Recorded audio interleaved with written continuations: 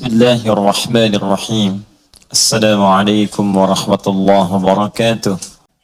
Alhamdulillah, kita bisa bertemu kembali untuk melanjutkan kajian kita, dan kita bersyukur pada Allah Subhanahu wa taala masih diberikan nikmat iman, Islam untuk beribadah kepada Allah khususnya di masjid ini, dan kita bermohon kepada Allah semoga kita senantiasa mendapatkan berkah dan rahmat Allah Subhanahu wa taala.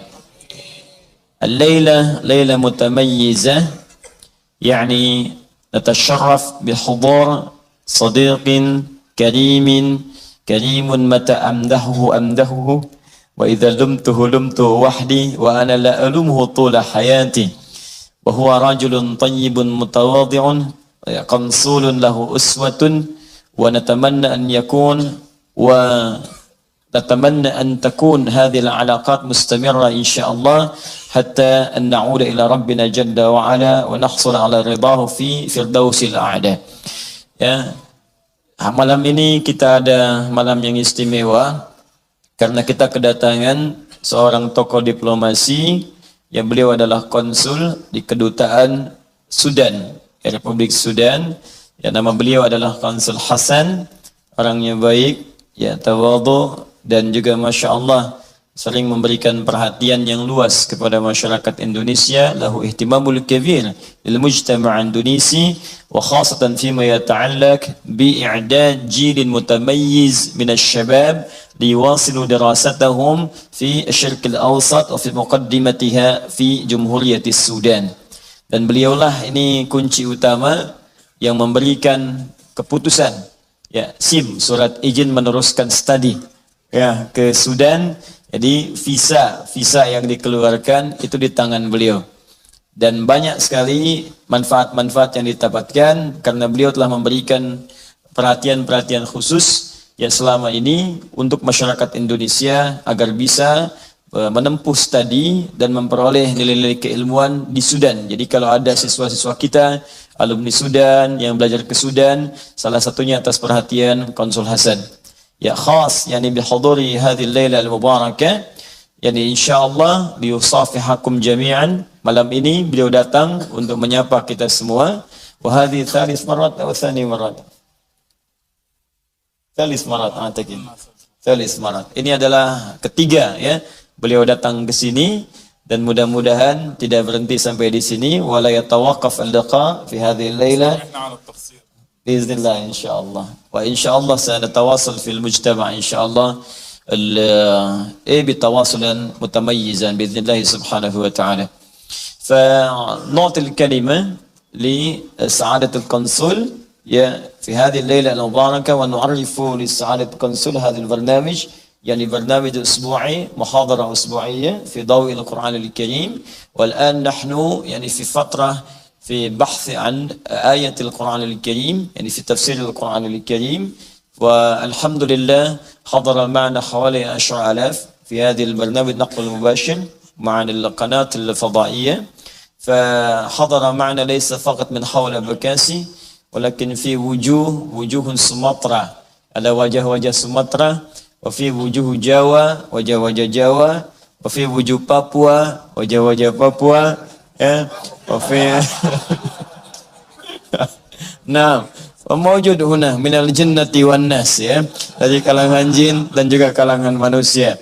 Fa hadza wujud munawwarah, ini wajah-wajah bercahaya yang dekat dengan lampu. Wujud munawwarah alladzina yaqribun minal misbah al-masabih. فلا نطيل الكلام، فسعادة أيضا هو في شغله كان رجل مشغولا ومن أجلكم وخضر هنا. Beliau ini sibuk, tadi sedang ada pertemuan dengan 44 investor, tapi waktu saya minta untuk datang karena ada teman-teman di sini hadir, dan beliau langsung mengatakan siap. Dia langsung tadi meluncur, ya, dari BSD, ya, bukan yang Bekasi Sanoan dikit, yang Tangerang langsung ke sini. BSD sama Qasam ila Qismin. BSD في Tangerang wa BSD في Bekasi. Yani BSD Bekasi في اسم تقصير من Bekasi Sanoan dikit. Yani Bekasi شوية بعيد يعني. جمعهم الاثنين مع بعض. فليتفضل مشكورا سعادة القنصل. بسم الله. فأنا أكون مترجم إن شاء الله. تفضل. أنا أحتاج مترجم آخر لأنه لن يترجم كل ما أقوله، سوف أشكره كثيرا، لن أحبه كثيرا. خير إن شاء الله. أتقوا إذن. بسم الله. الأمر صعب يعني، التحدث بعد أستاذي وشيخي وحبيبي شيخ آدي هدايات يعني من أصعب الأشياء. يعني هو علم في اللغة العربية، وعلم في العلم، وعلم في القرآن، وعلم في العلوم الإسلامية. يصعب علي يعني، مهمة صعبة جدا أن أتحدث بعدهم. لن يترجمون. خير إن شاء الله. Baik. Ya begitulah tadi diterjemahkan. Pak Imun. تفضل. بسم الله الرحمن الرحيم. الحمد لله الذي أنعم علينا بنعمة الإسلام، والحمد لله الذي يسر لي الحضور اليوم لكي أكون في حضرة العلم وحضرة القرآن، وأنا سعيد بذلك. يعني كنت يعني الآن اعذروني أعاني من المرض قليلا، وكان لدي أسبوع طويل يعني أسبوع مليء بالعمل خارج جاكرتا وداخل جاكرتا، ولكن لحبي لكم وحبي للعلم والقرآن، ومن قبل حبي لأستاذي الشيخ آدي هدايات، جعلني أتغلب على كل الصعاب وأحضر إليكم اليوم. يعني ترجم لأن في وجوه رجاء. terjemu. Ini ada wajah-wajah berharap. Harap terjemahkan. Beliau menyampaikan pertama rasa bahagia, sangat senang bisa berada di tengah-tengah kita pada malam hari ini. Dan sesungguhnya beliau menyampaikan beliau agak sedikit kurang sehat sebetulnya. Ya, karena banyaknya tugas-tugas yang tengah dikerjakan dalam sepekan ini. Bahkan beberapa beliau sedang berada di luar kota. Ya, kemarin ada di Malang beberapa tempat untuk melakukan tugas-tugas beliau. Tapi Masya Allah, karena mendengar informasi malam ini akan bertemu kita semua, bahkan berada di satu tempat yang ilmiah, menemukan orang-orang yang semangat belajar, maka semua itu menghilangkan semua penat beliau dan menghilangkan semua rasa sakit, terutama setelah berada di hadapan kita semua saat ini dan berjumpa dengan sahabat-sahabat beliau di sini. Nah. هل قام بترجمة الجزء الأول أم لا؟ قمت بترجمة الجزء الأول؟ حقيقة العلاقات السودانية الإندونيسية أحسب أنها بدأت بالعلم، وكما ذكرت اليوم نحن في حضرة العلم عندما حضر الشيخ أحمد سوركتي السوداني إلى إندونيسيا في بدايات القرن الماضي. حضر معلما وداعيا ونشر الدين في إندونيسيا، وساعد حتى في استقلال إندونيسيا.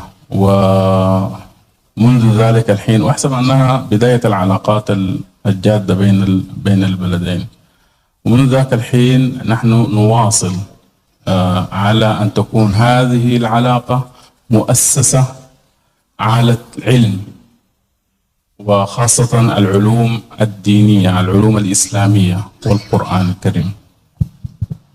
Baik, teman-teman, beliau ingin menyampaikan bahwa hubungan Indonesia dengan Sudan sebetulnya bukan hubungan yang baru, yang kekinian, tapi sudah dibangun sejak lama, sejak tibanya Syekh Ahmad Surkati ya ke Nusantara di tahun 1911. Setelah pertemuan yang terjadi di Tanah Abang Krukut pada hari Senin tanggal 17 April tahun 1905. 6 tahun kemudian datanglah Syekh Ahmad Surkati. Karena itu bukan menjadi satu hal yang baru hubungan Sudan dengan Indonesia di bidang keilmuan, khususnya ketika saat ini kita sedang berada di tengah-tengah pembahasan ilmiah. Ini adalah tradisi yang sudah berlangsung sejak lama dari hubungan Indonesia dengan Sudan. Beliau ini akan berikan pengantar saja dan ucapan terima kasih sampai ke Isya. Nanti pada Isya baru kita akan memulai muhadarah kita insyaallah. Tafadhal. واليوم أنا أحضر إلى هنا لكي أشكركم أنا أنكم أتحتم لنا الفرصة لخدمتكم ولو بالقليل بإرسال الطلاب وخدمة العلم وخدمة القرآن والإسلام. طيب, أنا قلت لكم دائما ورجل متواضع يعني. Beliau datang ke sini bukan sebetulnya ingin memberikan kesan apapun, tapi sebetulnya saya ingin datang untuk berterima kasih, kata beliau. Sebetulnya saya ini hadir di Indonesia sebagai khadim, ingin bantu Ustadz saja. Ya, bantu bagaimana meneruskan tradisi keilmuan dulu ketika orang tua beliau Syekh Ahmad Surkati datang ke sini untuk mengajar. Maka lebih berhak saat ini putra-putra Indonesia juga bisa meneruskan studinya ke Sudan. Karena itu kalau beliau memfasilitasi, beliau menganggap ini sebagai bagian dari kewajiban beliau untuk menjadi khadim yang membantu bagaimana menjadikan putra-putri Indonesia itu memiliki nilai-nilai keilmuan yang luas sampai bisa belajar di sana dan kembali ke sini untuk membangun Indonesia. Nah. ولن نتردد إن شاء الله مستقبلا نعدكم أن يستمر هذا التعاون وتقديم المنح للطلاب الإندونيسيين من كل البقاع من كل الجزر الإندونيسية. Taib. Dan beliau terakhir menyampaikan, insya Allah ada komitmen dari beliau, mudah-mudahan kerjasama ini berlanjut ya sampai dengan ke depan. Beliau akan mengatur bagaimana putra-putri Indonesia selanjutnya setiap tahun bisa mendapatkan kuota untuk belajar di Sudan sehingga bisa menambah wawasan dan keilmuan khususnya di bidang-bidang keislaman. Nah. أخيرا يعني السودان يعد وجهة تعليمية مميزة من حيث تعليم اللغة العربية ومن حيث توفر العلماء في شتى المجالات وهم ينتشرون في جميع أنحاء العالم. وأيضا أحسب أن الطالب يستطيع أن يحصل العلم وخاصة اللغة العربية أسرع من الدول الأخرى غير السودان.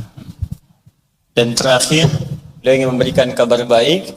Di Sudan, insya Allah disiapkan kampus-kampus institusi keilmuan keislaman yang khususnya bisa membantu kita memperkuat nilai keislaman khususnya di bidang bahasa.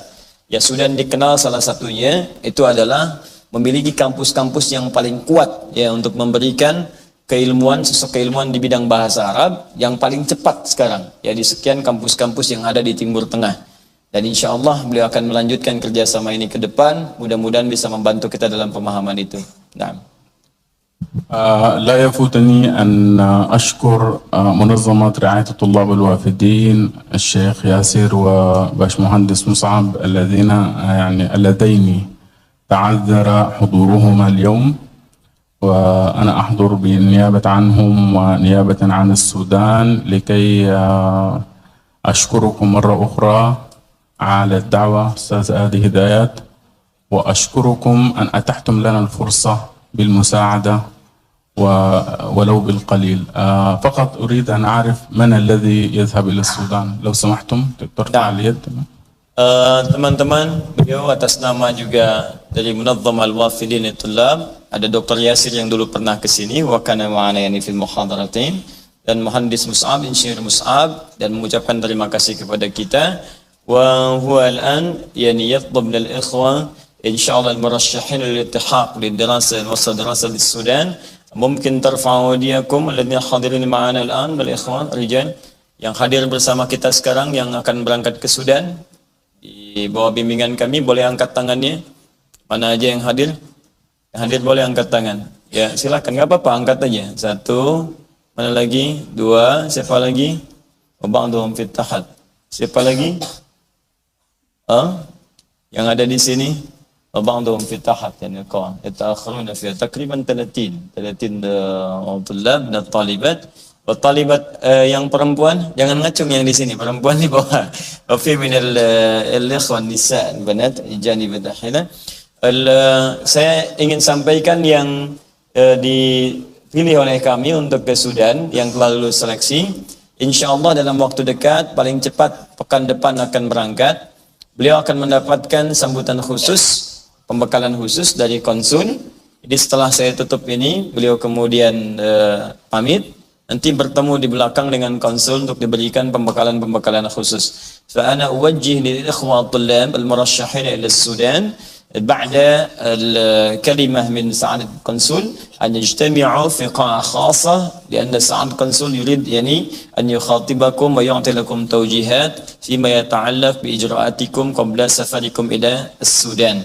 Ya, intibah lil ikhwah aidan, teman-teman dari lajnah, dari panitia, tolong diingatkan untuk segera berkumpul di ruangan agar bisa mendapatkan perhatian dari Sa'adat Al-Qansul.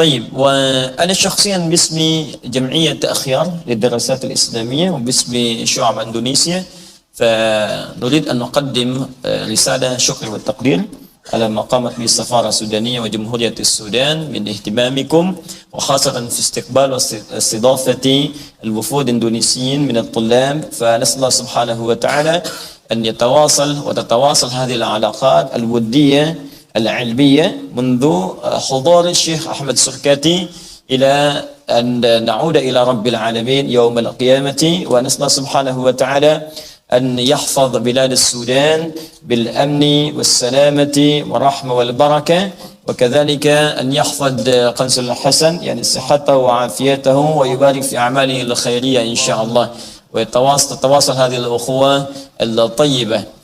فشكرا على حسن الحضور القنصل الحسن. فلدينا تكريم له, kita ada sedikit untuk beliau ya, kenang-kenangan untuk agar ingat masyarakat Indonesia. Ya, nahnu indana yani al-tadhkar dia mutawadhi'ah tadhkariyah li Sa'adat al-Qansul likai daiman yani yatadhakkar an Indonesia bisifatihi al-'amma wa bil syu'abihi al-khas. Ya, Mas, silakan Mas, ke depan.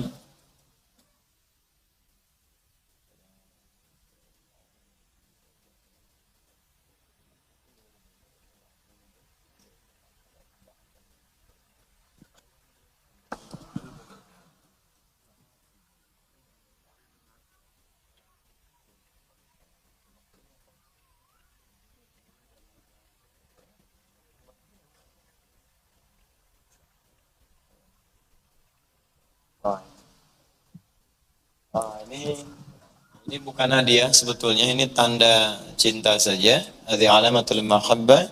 Ya, ini tanda cinta dari Indonesia. Wala ya'ti ayyu dhaifin la Indonesia illa summiya huwa yani au disebutkan beliau ini au dzukira huwa bi annahu wasala Indonesia ba'da an labisa batik. Ya, sampai kemudian bisa menggunakan batik. Hadha batik khas يعني مصنوع يدوي، هذا قماش لكي تستطيع أن تعمل مناسب مع مقاسك، وهذا خاصة آتي من لسم من جوا الوسطى، يعني هذا متميز هنا في إندونيسيا، هذا مكتوب هنا.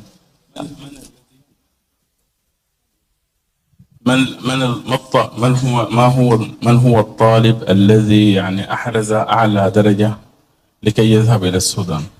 Baik, yang paling teman-teman baik minar rijal. Yang teman-teman Sudan tadi boleh angkat tangan. Yang mau berangkat satu lagi. Razik mana? Iqbal, Alwi di bawah. Fa'ala darajat fi tahat موجود. الأول موجود في التحت. الأول لازم موجود هنا. Mana Iqbal? Giri mana? Siapa lagi? Gak ada di sini. Yang Istanbul yang mau ke Sudan. Lagi ke atas. Tutut. Halo. Cepat ke atas. عموما الأول أنا أريد أن أهدي هذا الباتيك. ما شاء الله. أريد أن أهدي هذا الباتيك وأريد أن أتحدث معه على انفراد. هذا تعال. هذا واحد اثنين. Itu yang kecil sini. تعال. تعال يا رزق.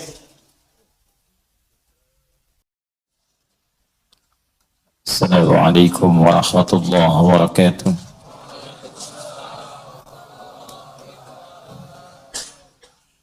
الحمد لله والصلاة والسلام على رسول الله وعلى آله وصحبه ومن والاه وبعد. saudara-saudariku dan pemirsa dimanapun Anda berada, alhamdulillah kita telah menunaikan salat Isya berjamaah beserta amalan sunnahnya. Semoga seluruh ibadah kita diterima oleh Allah Subhanahu wa taala. Kita juga mendoakan semoga saudara-saudari kita yang belum beriman malam ini dikuatkan oleh Allah Subhanahu wa taala agar bisa mengucap syahadat sebelum ia wafat kembali kepada Allah. Semoga setiap kita diberikan ketenangan, kedamaian dan kenyamanan insyaallah sampai berpulang dalam keadaan husnul khatimah. Alhamdulillah, seperti tadi disampaikan, mudah-mudahan ini jalan dari Allah untuk meridai semua ikhtiar kita dalam beribadah. Saya berusaha sebaik mungkin untuk bisa memberikan apa yang mungkin kita bisa sampaikan, baik untuk agama, bangsa ataupun negara. InsyaAllah di antara program itu ada generasi-generasi yang kita akan kirim keluar untuk meneruskan ya estafet dakwah dan keilmuan supaya nanti mereka kelak pulang meneruskan apa yang telah kita siapkan saat ini. Alhamdulillah ada yang tadi ke Sudan, ini gelombang kedua, pertama sudah berangkat di 2 tahun lalu atau setahun ke belakang. Kemudian ada yang di Mesir, ya seperti teman-teman ketahui, kami pun menjalin kerjasama dengan Al-Azhar Asy-Syarif dalam pembinaan dai, imam, juga siswa-siswa yang belajar ke sana. Dan tadi saya sedang disiapkan untuk bisa berkunjung ke Al-Azhar dan memberikan kuliah umum di sana. Juga nanti diterima oleh mufti-mufti dan Syekh Azhar dan membicarakan kemungkinan MOU untuk bisa memberikan maslahat ya bagi kita khususnya di sini dan umumnya bagi masyarakat di bangsa kita. Kemudian alhamdulillah dengan izin Allah jadi juga tadi datang dari Rabitah Alamiyah di Ta'lim ya wa Da'wah. Jadi ada utusan juga dari Saudi tadi untuk menjalin kerjasama untuk pengembangan Al-Quran, khusus untuk ayat-ayat Quran terkait dengan aspek ilmiah. Jadi teman-teman yang nanti bidangnya fisika, kimia, bidangnya kemudian matematika dan sebagainya, dalam waktu dekat kami sedang mengatur waktu agar ada kunjungan ya, profesor khusus di bidang keilmuan, tapi juga pakar Al-Quran. Ya mudah-mudahan terlaksana dalam waktu dekat, dan setelah ada markas kita, insya Allah terkumpul di situ semua. Jadi nanti kita pun sedang berencana membangun cabang-cabang kampus yang ada di luar. Jadi kalau mau ke Al-Azhar, cabangnya ada di sini. Ya mau ke Madinah, mudah-mudahan juga cabangnya ada di sini. Mau ke Sudan, cabangnya ada di sini. Ya, mau ke surga, gak ada cabangnya. Nah, itu cabangnya amal saleh. Baik, kita mulai kajian kita. Semoga Allah berikan kemuliaan dan kelancaran insyaAllah. Bismillahirrahmanirrahim. Setelah kita menuntaskan di pertemuan yang lalu makna kalimat iyyaka na'budu wa iyyaka nasta'in, bagi siapa yang ingin dibuka oleh Allah segala pintu-pintu kebaikan dalam hidupnya, pintu-pintu kemudahan, apakah sembuh dari penyakit atau lancar di sifat rizki, tenang dalam kehidupan rumah tangga, maka Allah kemudian berikan petunjuk kepada kita yang terkumpul dalam Al-Quran. Nah, pembukanya ada di surah yang pertama, karena itu disebut dengan Al-Fatihah. Karena itulah surah Al-Fatihah memiliki banyak sekali nama, dan nama-nama itu adalah solusi dari setiap kebutuhan-kebutuhan kita. Dialah Asy-Syafi, Asy-Syafi, sang penyembuh, karena di dalamnya ada pelajaran tentang bagaimana memohon kepada Allah kesembuhan bahkan dari penyakit yang dianggap mustahil sembuh oleh manusia. Di dalamnya ada kemudahan-kemudahan, ada petunjuk-petunjuk, ada kelancaran beraktivitas. Karena itu yang memiliki banyak nama. Ya, ada Asy-Syafi, Al-Kafi, Ummul Kitab dan lain sebagainya seperti yang telah kita uraikan. Nah, mustahil kita mendapatkan itu kalau kita tidak memahaminya. Karena yang dituntut bukan sekadar membacanya. Orang-orang dulu sekali baca, penyakit bisa sembuh. Orang-orang dulu sekali baca, kesulitan bisa hilang. Kenapa orang sekarang kemudian baca, hal yang diharapkan tidak kunjung datang? Boleh jadi bukan karena bacaannya, tapi boleh jadi adalah sifat-sifat khusus terkait makna-makna Al-Fatihah tidak hadir dalam bacaan itu. Secara singkat, kalau bahasa Al-Qurannya, bacaan itu tidak bersumber dari hati, cuman di lisan saja. Bahkan ada orang yang berislam pun cuman di lisan, Islamnya Islam lisan dengan mengucapkan syahadat. Karena tak sampai ke dalam jiwanya, maka imannya nggak tembus ke hati. Kalau iman nggak tembus ke hati, maka tidak ada pancaran iman dari hati untuk menggerakkan tubuh kita. Harusnya tubuh kita ini bergerak dengan iman. Jadi kalau orang sudah beriman, nanti iman di hatinya memancar kepada mata. Maka mata akan melihat dengan imannya itu hal-hal yang boleh dilihat saja. Yang tidak boleh, imannya mengingatkan, jangan lihat. Lisan kalau ada iman dalam jiwanya, jiwa ini akan membimbing ke lisan. Ini yang dikatakan, yang ini jangan. Kaki kalau kita punya iman, maka kaki ini akan dibimbing oleh iman kita untuk melangkah pada yang baik. Langkah ke sini, ini jangan. Itulah sifat iman. Karena itu sering saya katakan dalam Al-Quran, setiap aktivitas kita, itu dari ujung kepala sampai ujung kaki, itu dibuka dengan iman. Diawali dengan kalimat iman. Mata sebelum melihat, Quran surah 24, ayat 30 laki-laki, 31 perempuan.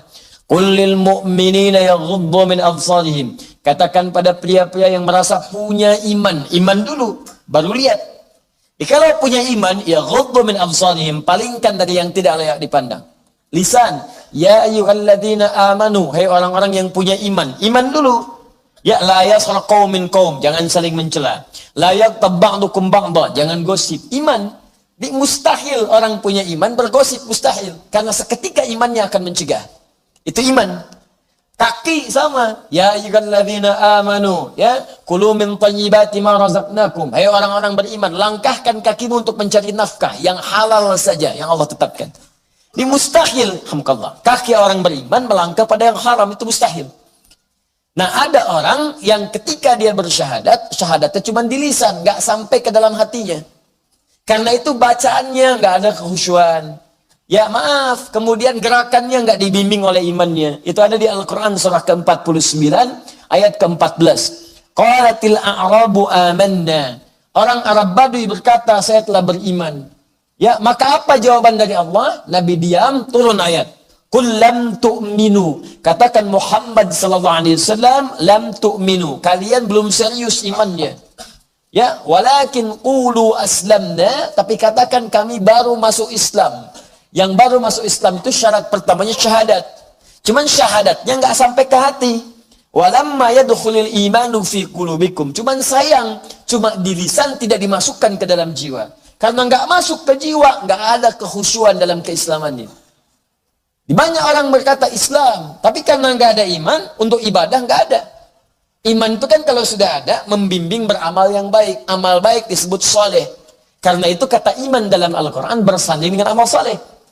Wal 'asr innal insana lafi khusr illa alladhina amanu wa 'amilus shalihat. Jadi kalau ada iman pasti amal soleh. Contoh amal soleh apa? Ada yang ritual, salat. Ya, karena itu kalimat salat dibuka dengan iman. Al-Baqarah ayat 3. Alladzina yu'minuna bil ghaib wa yuqimuna shalah. Sebelum yuqimuna shalah, iman dulu.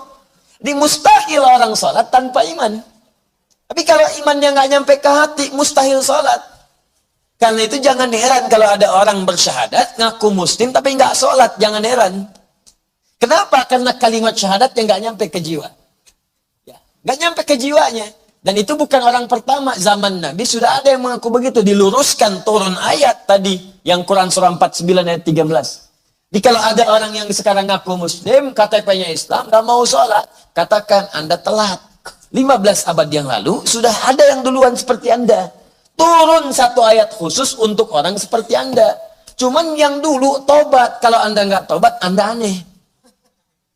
Jahiliyah, turun ayat, tobat, langsung sholat. Anda bukan jahiliyah, turun ayat, ayat sudah turun lama, masa nggak tobat-tobat?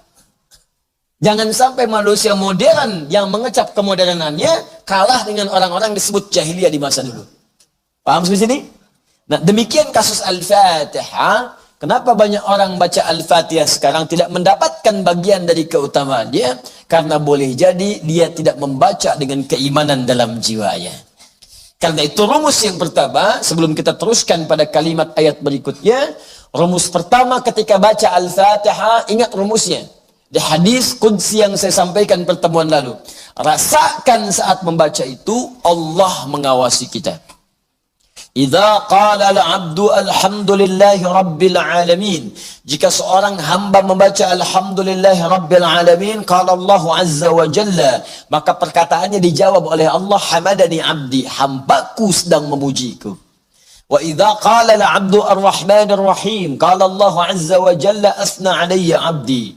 Jika hambaku membaca ar-rahmanir rahim, maka Allah menjawab asna 'alayya 'abdi, hambaku sedang menyanjungku. Wa idza qala al-'abdu maliki yaumiddin, jika hamba berkata maliki yaumiddin, qala Allah azza wa jalla majjadani 'abdi, Allah menjawab hambaku sedang mengagungkanku. Jadi kalau kita baca Al-Fatihah, rasakan Allah itu menjawab. Rasakan kita disaksikan. Ini yang disebut ihsan namanya di hadis Muslim, nomor hadis yang ke-8. An ta'budallaha ka'annaka tarah, fa in lam takun tarahu fa innahu yara. Engkau beribadah kepada Allah, baca Quran itu ibadah, salat ibadah, berdoa ibadah. Ketika engkau ibadah kepada Allah, kata Allah, lihat, rasakan kita disaksikan walaupun tak mampu menyaksikan Allah. Kita nggak bisa lihat Allah, tapi rasakan kita maha dilihat oleh Allah Subhanahu wa taala, disaksikan. Nah, kalau perasaan itu hadir, maka kita akan baca Al-Fatihah dengan sempurna dari dalam jiwa kita. Sama dengan Anda, ya, kalau sedang pidato diawasi oleh pemimpin, diawasi oleh direktur, diawasi oleh bos Anda, bukankah akan serius menyiapkannya? Bukankah tidak ada yang main-main? Diplomat ngasih sambutan, ya, pimpinannya hadir, kemudian dia main-main, kalimatnya nggak sempurna, maka dia tidak akan mendapatkan perhatian darinya. Jelas? Anda mau pidato, atasan Anda tiba, kemudian Anda tidak merangkai kata dengan baik, selesai kemudian karir Anda. Anda mau minta kepada Allah, tapi Anda nggak serius. Bagaimana Allah serius memberikan jawaban pada Anda? Maka bacakan dengan iman. Minta. Ketika sampai pada kalimat, kita sudah bahas ini, Iyyaka na'budu wa iyyaka nasta'in. Kata Allah, hadza baini wa baina 'abdi, ini perjanjian antara aku dengan hambaku, wali 'abdi ma sa'al. Dan jika hambaku benar bacaannya sampai di sini, apapun yang dia minta sekarang aku akan kabulkan. Lalu Allah turunkanlah kemudian satu kalimat yang dengan kalimat ini, dengan izin Allah bisa terkabul semua apa yang Anda harapkan, sepanjang itu ada kebaikan dunia dan akhirat. Karena Allah hanya mengabulkan apa yang Anda butuhkan, bukannya apa yang Anda inginkan. Kalau itu ada kebaikan dunia akhiratnya, maka diberikan. Kalau dunia saja tidak ada akhiratnya, maka dialihkan kepada yang kedua. Kalau ada baik akhirat, tidak baik dunianya, maka biasanya ditunda sampai dia merasa siap dengan itu, baru diberikan untuk baik dunia akhiratnya. Jadi 3 jawaban, langsung diberikan seketika kalau kita bisa siap mendapati. Yang kedua ditunda sampai kita merasa sanggup mendapatinya. Yang ketiga diganti kemudian apa yang kita inginkan dengan apa yang kita butuhkan. Yang pertama jelas, minta dijawab. Nabi Zakaria contohnya. Yang kedua, minta saat sanggup baru diberikan. Nabi Muhammad minta pindah kiblat dari Baitul Maqdis, ya, kemana? Masjidil Haram. Kapan dikabulkan? Kurang lebih setelah 3 tahun hijrah ke Madinah. Setelah umatnya siap, nabinya siap, umat belum. Kalau tiba-tiba baru pindah langsung kemudian kiblat berarah ke Mekah, maka Yahudi akan jadi musuh yang paling utama pada saat itu. Ya, nggak akan mau menerima risalah Islam. Nasrani juga demikian. Maka kiblat pelan-pelan, setelah paham dekat dengan Allah, maka walillahil masyriq wal maghrib, punya Allah timur dan barat. Yakin ini, nggak akan lagi kemudian kita menolak apa yang Allah turunkan. Apapun terserah Allah. Itu sudah lepas. Tapi kalau dari awal belum sadar ini belum kuat, tiba-tiba ada perintah langsung dikabulkan, umat belum siap, maka celaka memberikan dakwah sementara umat belum siap dengan itu. Jadi selalu ada hikmah.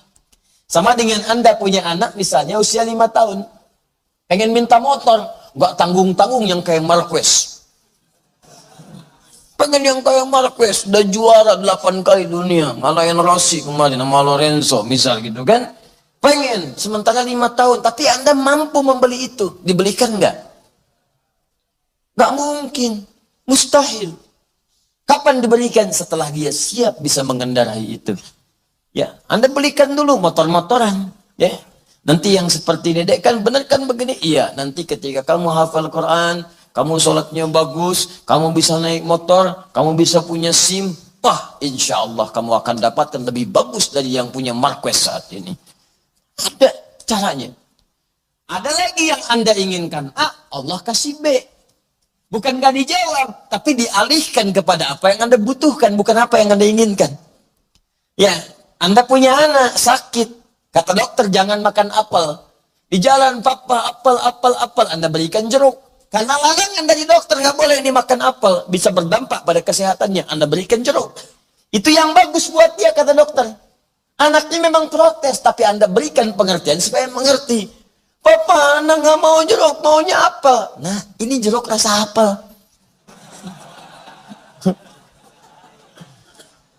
Kadang begitu, Anda minta lulus di kampus A, diterima di kampus B. Ikuti dulu, karena pikiran kita itu sempit sekarang. Allah tahu masa depan. Yang kamu butuhkan fulan, bukan yang ini. Yang kamu butuhkan kampus yang ini. Karena dengan masuk kampus ini, apa yang kamu butuhkan di masa depan akan terpenuhi keseluruhannya. Kadang Anda melamar kerja, putar. Masukin sana, masukin sini, nggak diterima. Diterimanya percetakan buku samping tetangga. Nggak ngelamar, langsung ditawari. Boleh jadi bukan karena pekerjaan di situ, tapi itu tangga pertama untuk mencapai derajat yang selanjutnya. Kadang-kadang dari situ muncul proyek besar, Anda ketahuan punya bakat, tiba-tiba datang percetakan ke situ, ada yang kunjungan, Anda dibawa, pindah kerja, ada begitu. Sabar saja, hidup kan begitu. Hidup itu untuk berjuang. Nggak dapat di sana, pindah ke yang lain. Nggak dapat di sini, kerjakan yang lain. Ikhtiar terbuka. Lamar sini nggak terima, cari kerja yang lain. Perempuan ini menolak, ada yang lain. Alhamdulillah. Tapi siapkan diri kita. Sabar. Siapkan. Nah, sekarang kita akan belajar 2 hal. Yang pertama singkat. Mengurai yang lalu dengan singkat.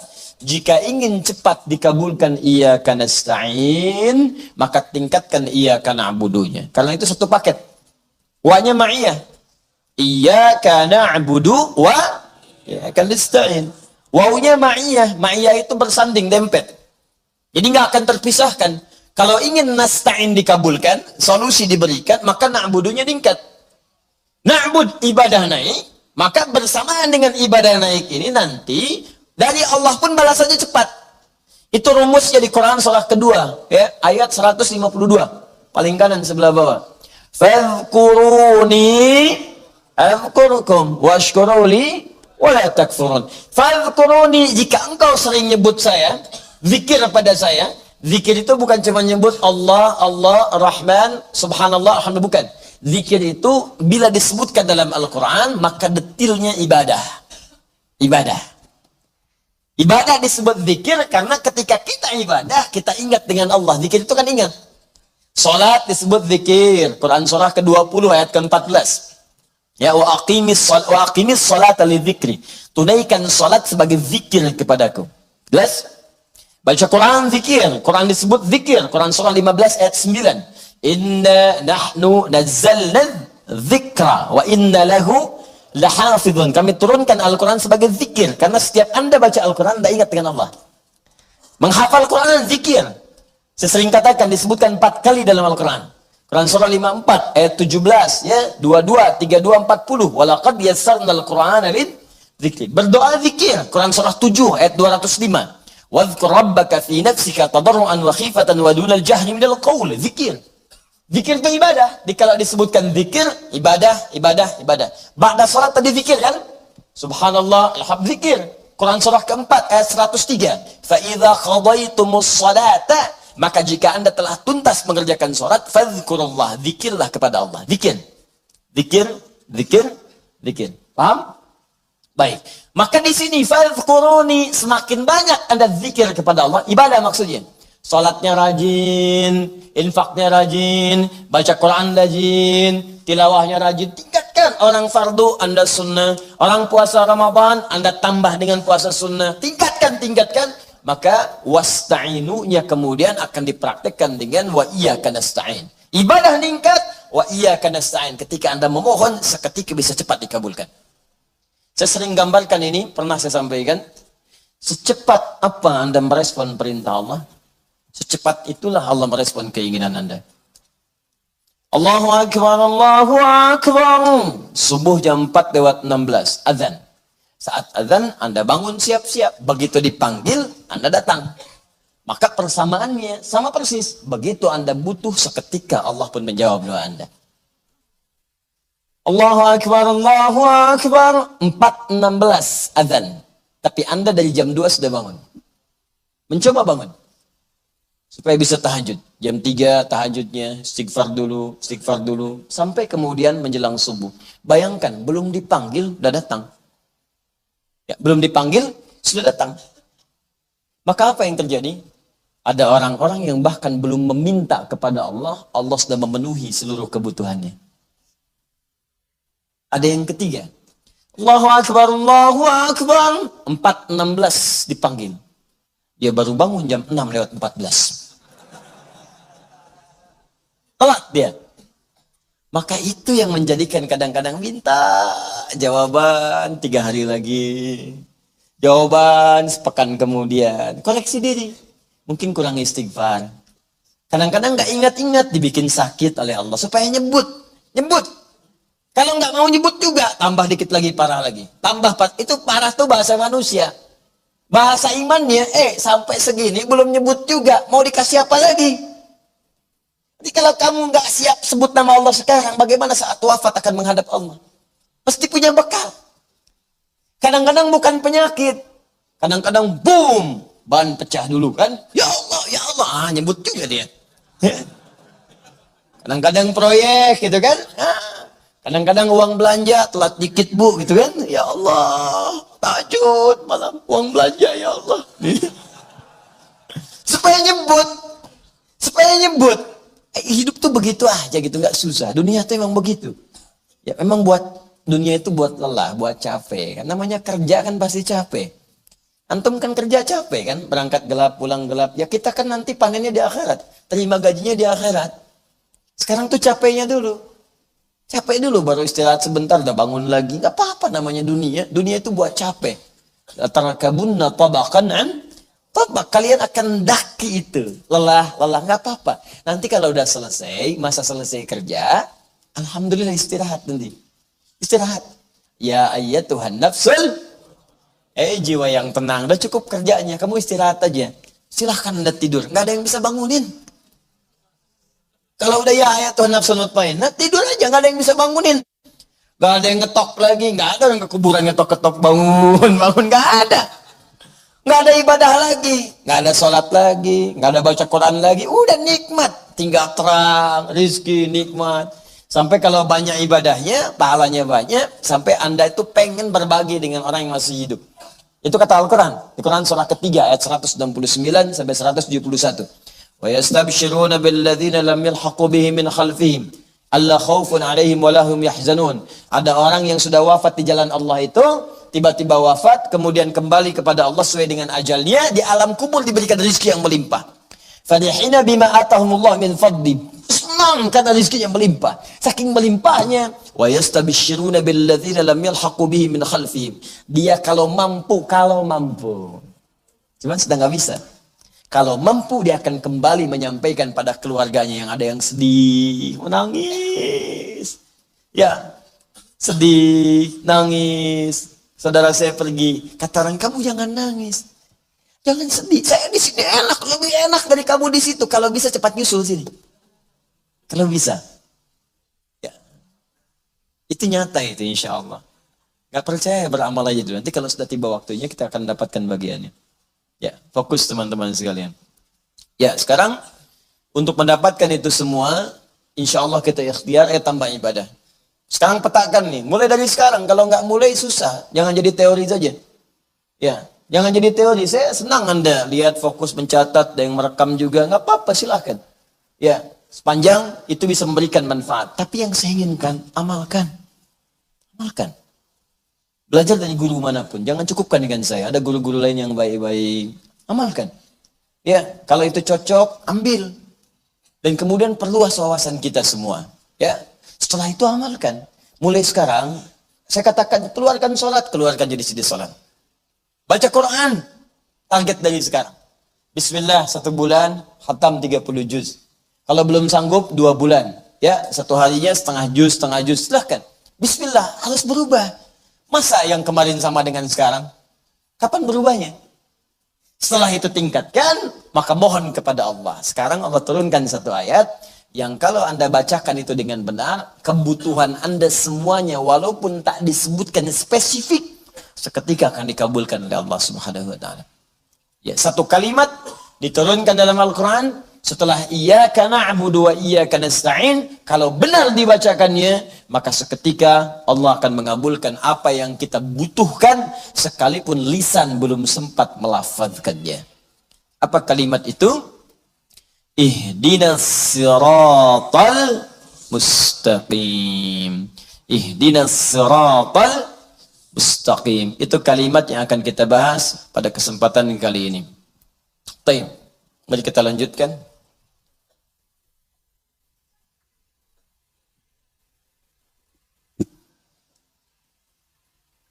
Saya tuliskan dulu ya.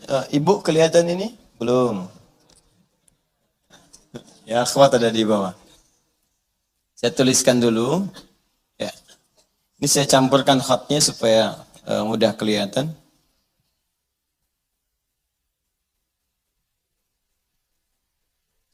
Ihdinas siratal mustaqim. Ya.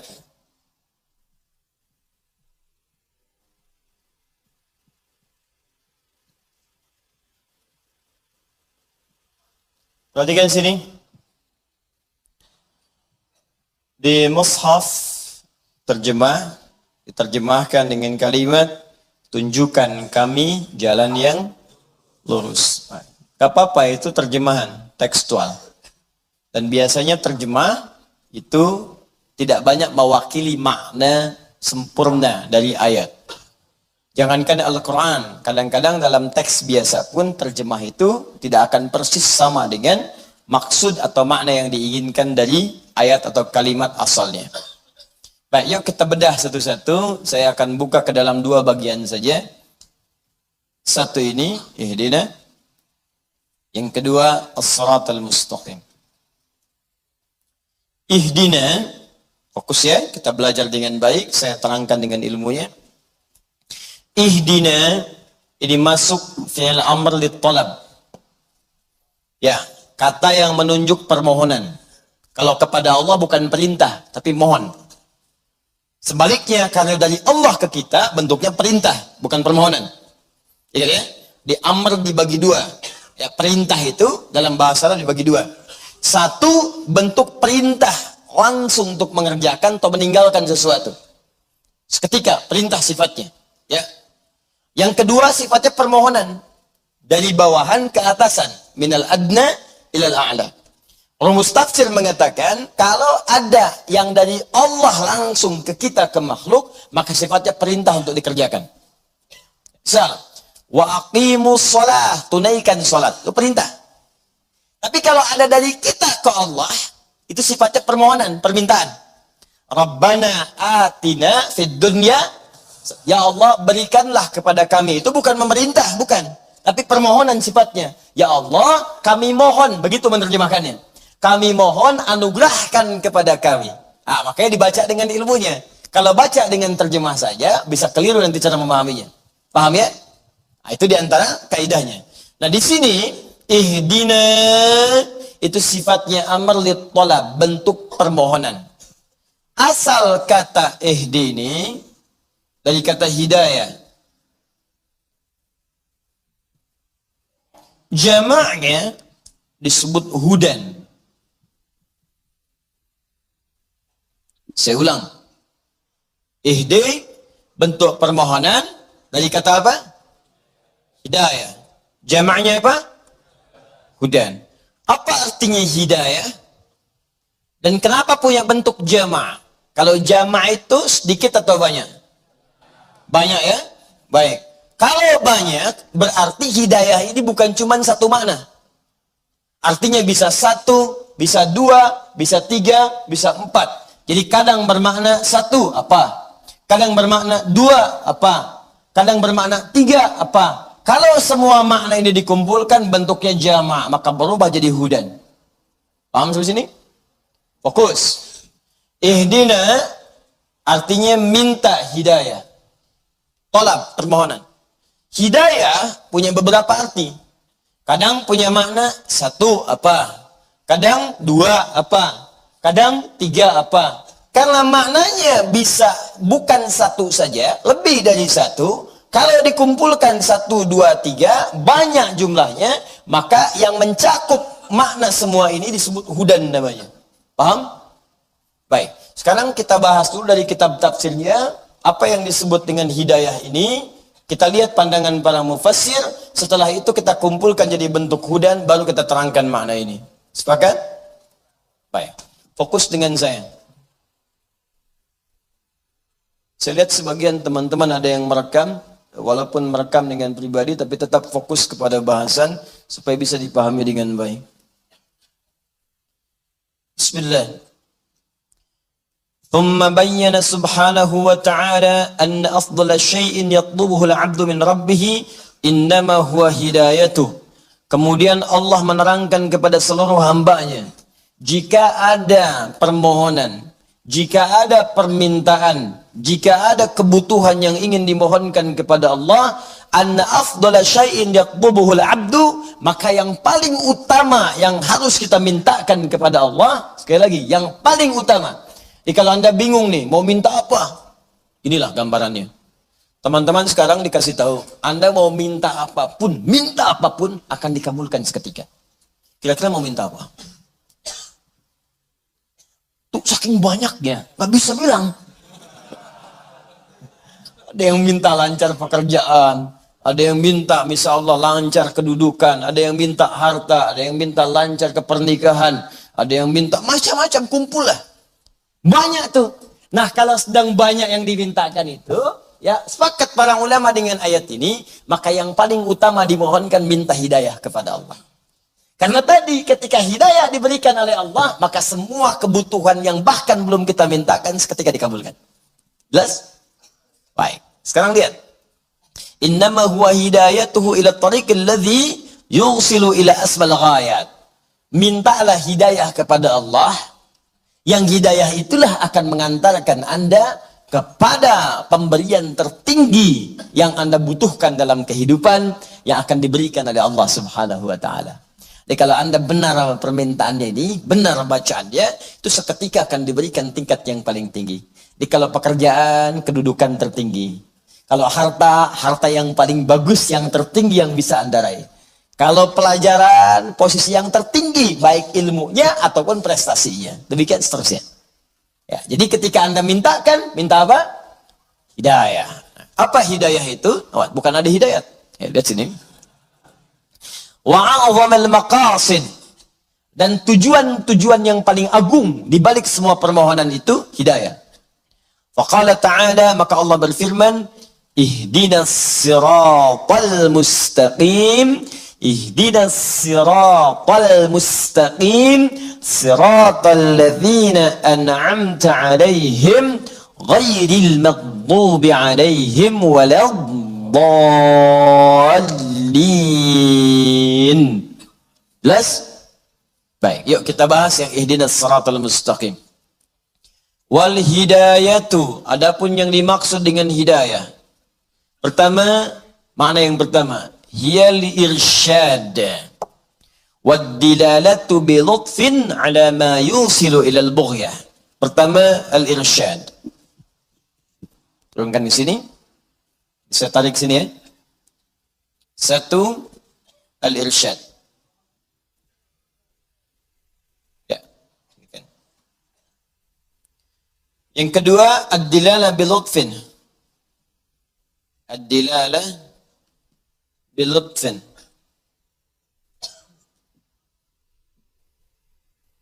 Ila ma yusilu ila al-bughya.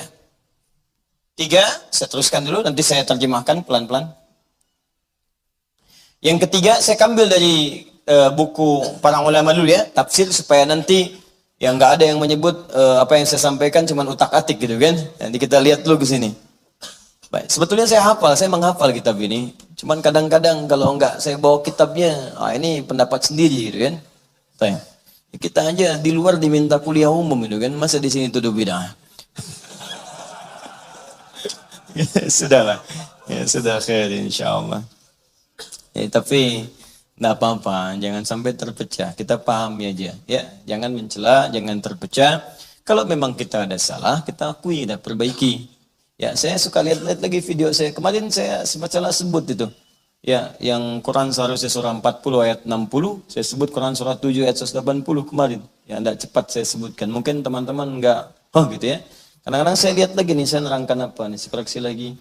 Ya, kalau nanti ada yang keliru, pertemuan berikutnya saya ralat. Kalau tidak, ya enggak usah. Kalau ada masukan-masukan dari yang lain, kita terima. Ya, kalau memang itu salah kita, ya bukan aib kita untuk bisa mengoreksi. Sampaikan, ini yang benar ini. Kita ucapkan terima kasih.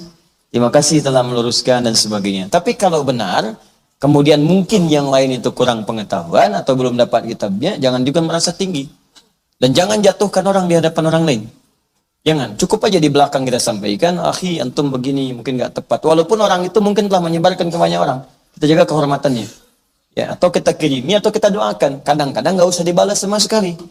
Nggak usah dibalas, kadang ada bagian-bagian tertentu yang memang nggak perlu kita balas karena boleh jadi bisa merendahkan yang bersangkutan atau bisa memicu akses yang lebih luas lagi.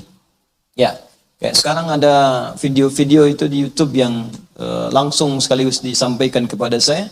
Ya, kalau benar kita bersyukur alhamdulillah, tapi bagian-bagian tertentu ada yang tidak tepat. Jadi saya tidak mau dibenturkan dengan pihak manapun.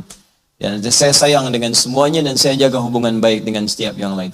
Ada satu video yang sedang viral sekarang disebutkan di situ bahwa saya diajak bertemu, kemudian saya mensyaratkan harus ada 3.000 orang, dan juga disyaratkan harus netral, tidak pernah sampai sama sekali. Suratnya tidak pernah sampai, dan dicek oleh staf kami juga tidak ada. Adminnya dicek, katanya dari si fulan di Jakarta, dikejar ke Jakarta, nggak pernah menyampaikan itu. Nah, itu sampai pada seorang ustadz. Bayangkan kalau ustadz saja salah dalam menerima informasi, maka bagaimana bisa memberikan fatwa dengan baik? Ya, tapi kita tidak boleh juga mencela mungkin beliau karena dapat informasi yang keliru. Nah, jadi jangan sampai dipecah belah ya. Ya, kita harus menjaga dengan baik, hubungan dengan baik, dan doakan. Kalau beda pendapat tidak apa-apa. Kalaupun memusuhi saya, jangan dimusuhi lagi. Kita doakan saja. Itu adab yang saya sampaikan. Ya, dan semua akan dihisab di hadapan Allah Subhanahu wa taala. Saya tidak ingin ketika dihisab tiba-tiba datang seseorang yang jadi musuh gitu. Saya nggak pengen punya musuh. Walaupun mungkin menyakiti saya nggak apa-apa, itu urusan dia. Ya, dan nanti saya maafkan. Tapi kalau dia belum minta maaf, urusannya dengan Allah kemudian tadi. Kan mudah hidup itu. Jadi saya bisa tidur enak. Gak harus mikirin orang. Mungkin dia masih mikirin kita gitu. Gak apa-apa, saya sering katakan demikian. Anda butuh apa-apa, bicara. Jangan ngambil sembarangan. Butuh apa silakan. Ada masalah, sampaikan. Ya, tapi kalau kemudian Anda berbuat kotor di belakang, mau fitnah, mau bicara celah, ya saya di dunia memaafkan. Selesai urusan saya dengan Anda. Tapi sepanjang Anda belum minta maaf, urusan Anda dengan Allah belum selesai. Nanti di akhirat Anda yang dihisab urusannya. Kalau saya tidur enak di dunia. Ya. Wallahi. Nggak saya pikirkan. Saya tidur aja nyaman. Minum teh bisa. Ya, alhamdulillah. Kasih makanan halal nikmat. Tidur juga nyaman. Ya, alhamdulillah gitu. Anda pusing sendiri kan? Pusing sendiri. Kalau Anda pusing mikirin orang, berarti ada dosa dalam jiwa Anda. Ya, ingat itu ya. Apa hubungannya dengan ini? Allahu Akbar. Saya cuma mengingatkan saja, ingatkan. Kadang-kadang kasihan gitu kan, kasihan. Gini ya, manusia itu tempatnya salah. Pasti ada salahnya, kan bukan malaikat. Jadi kalau Anda nyari kesalahan manusia, sampai kiamat pun akan ketemu. Akan ketemu. Ya cuman yang senang itu yang dicari. Karena ketika ketemu bisa tobat. Kalau Anda apa yang Anda temukan? Orang yang sibuk ngurusin orang lain gak akan pernah menemukan kekurangan dirinya.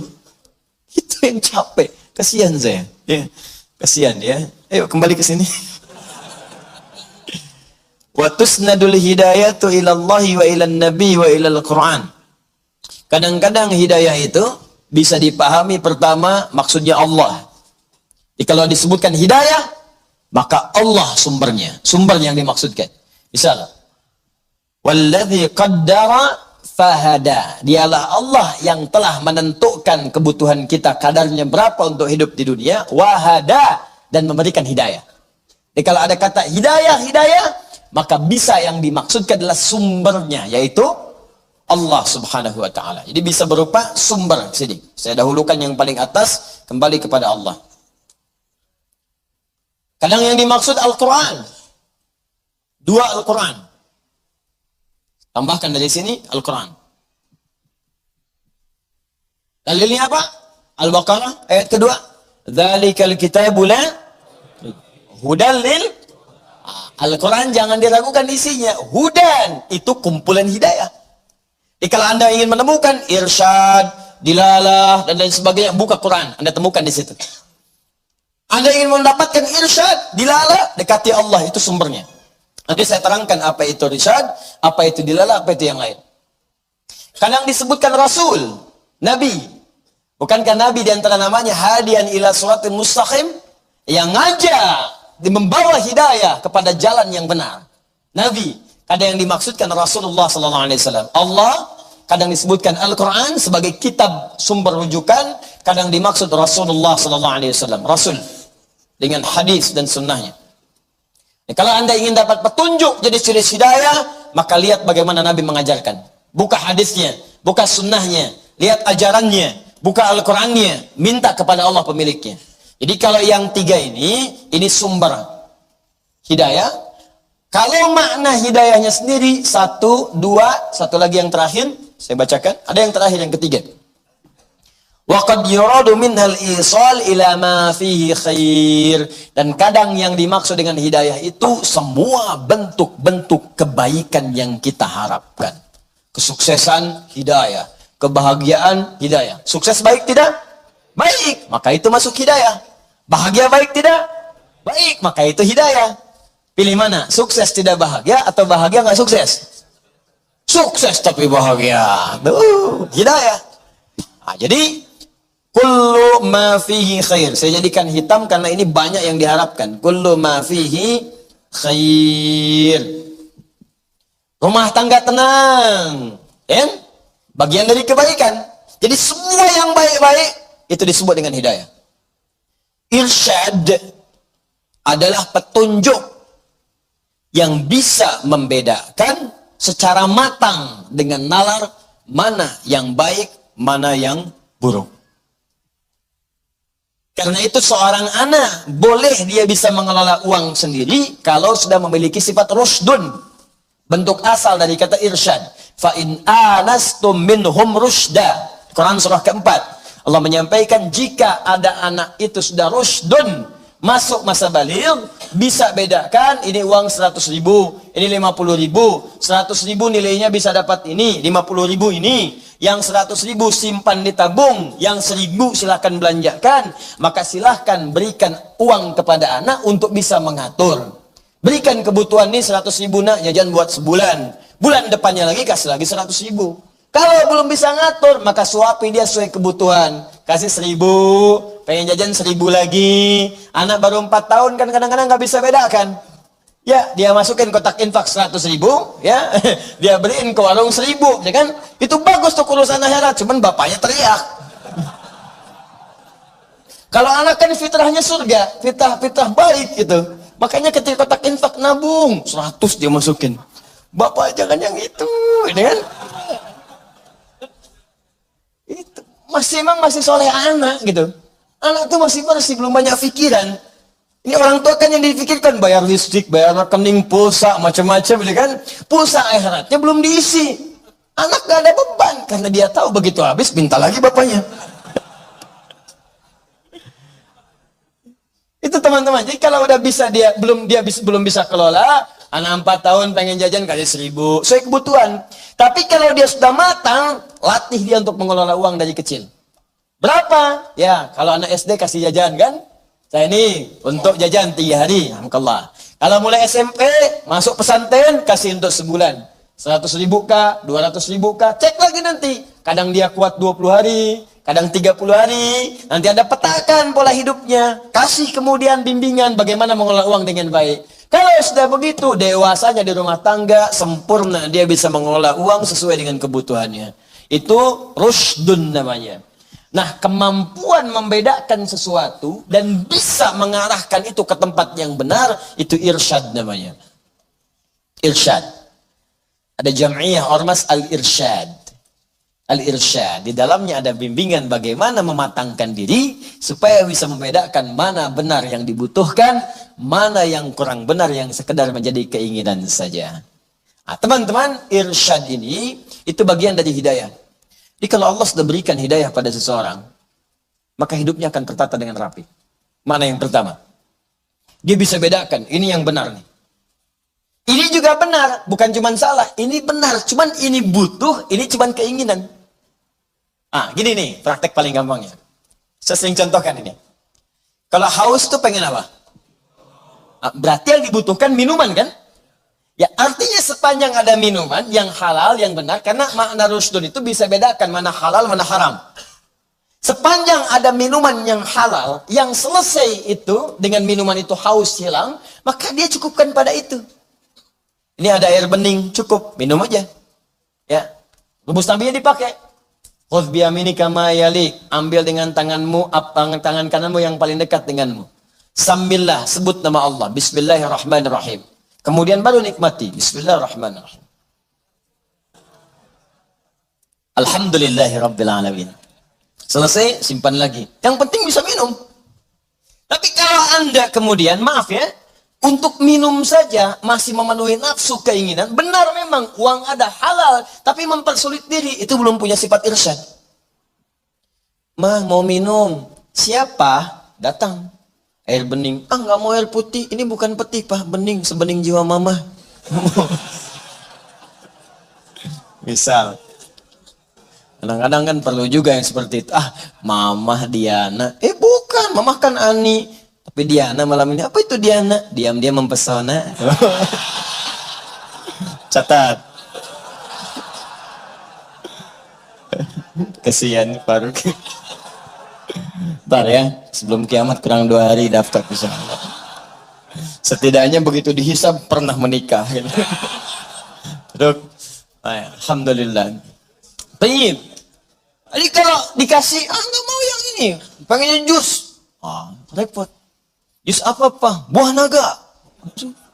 Naga yang mana? Hongkong. Itu capek. Capek. Berarti Anda belum irsyad. Belum qanaah di sini.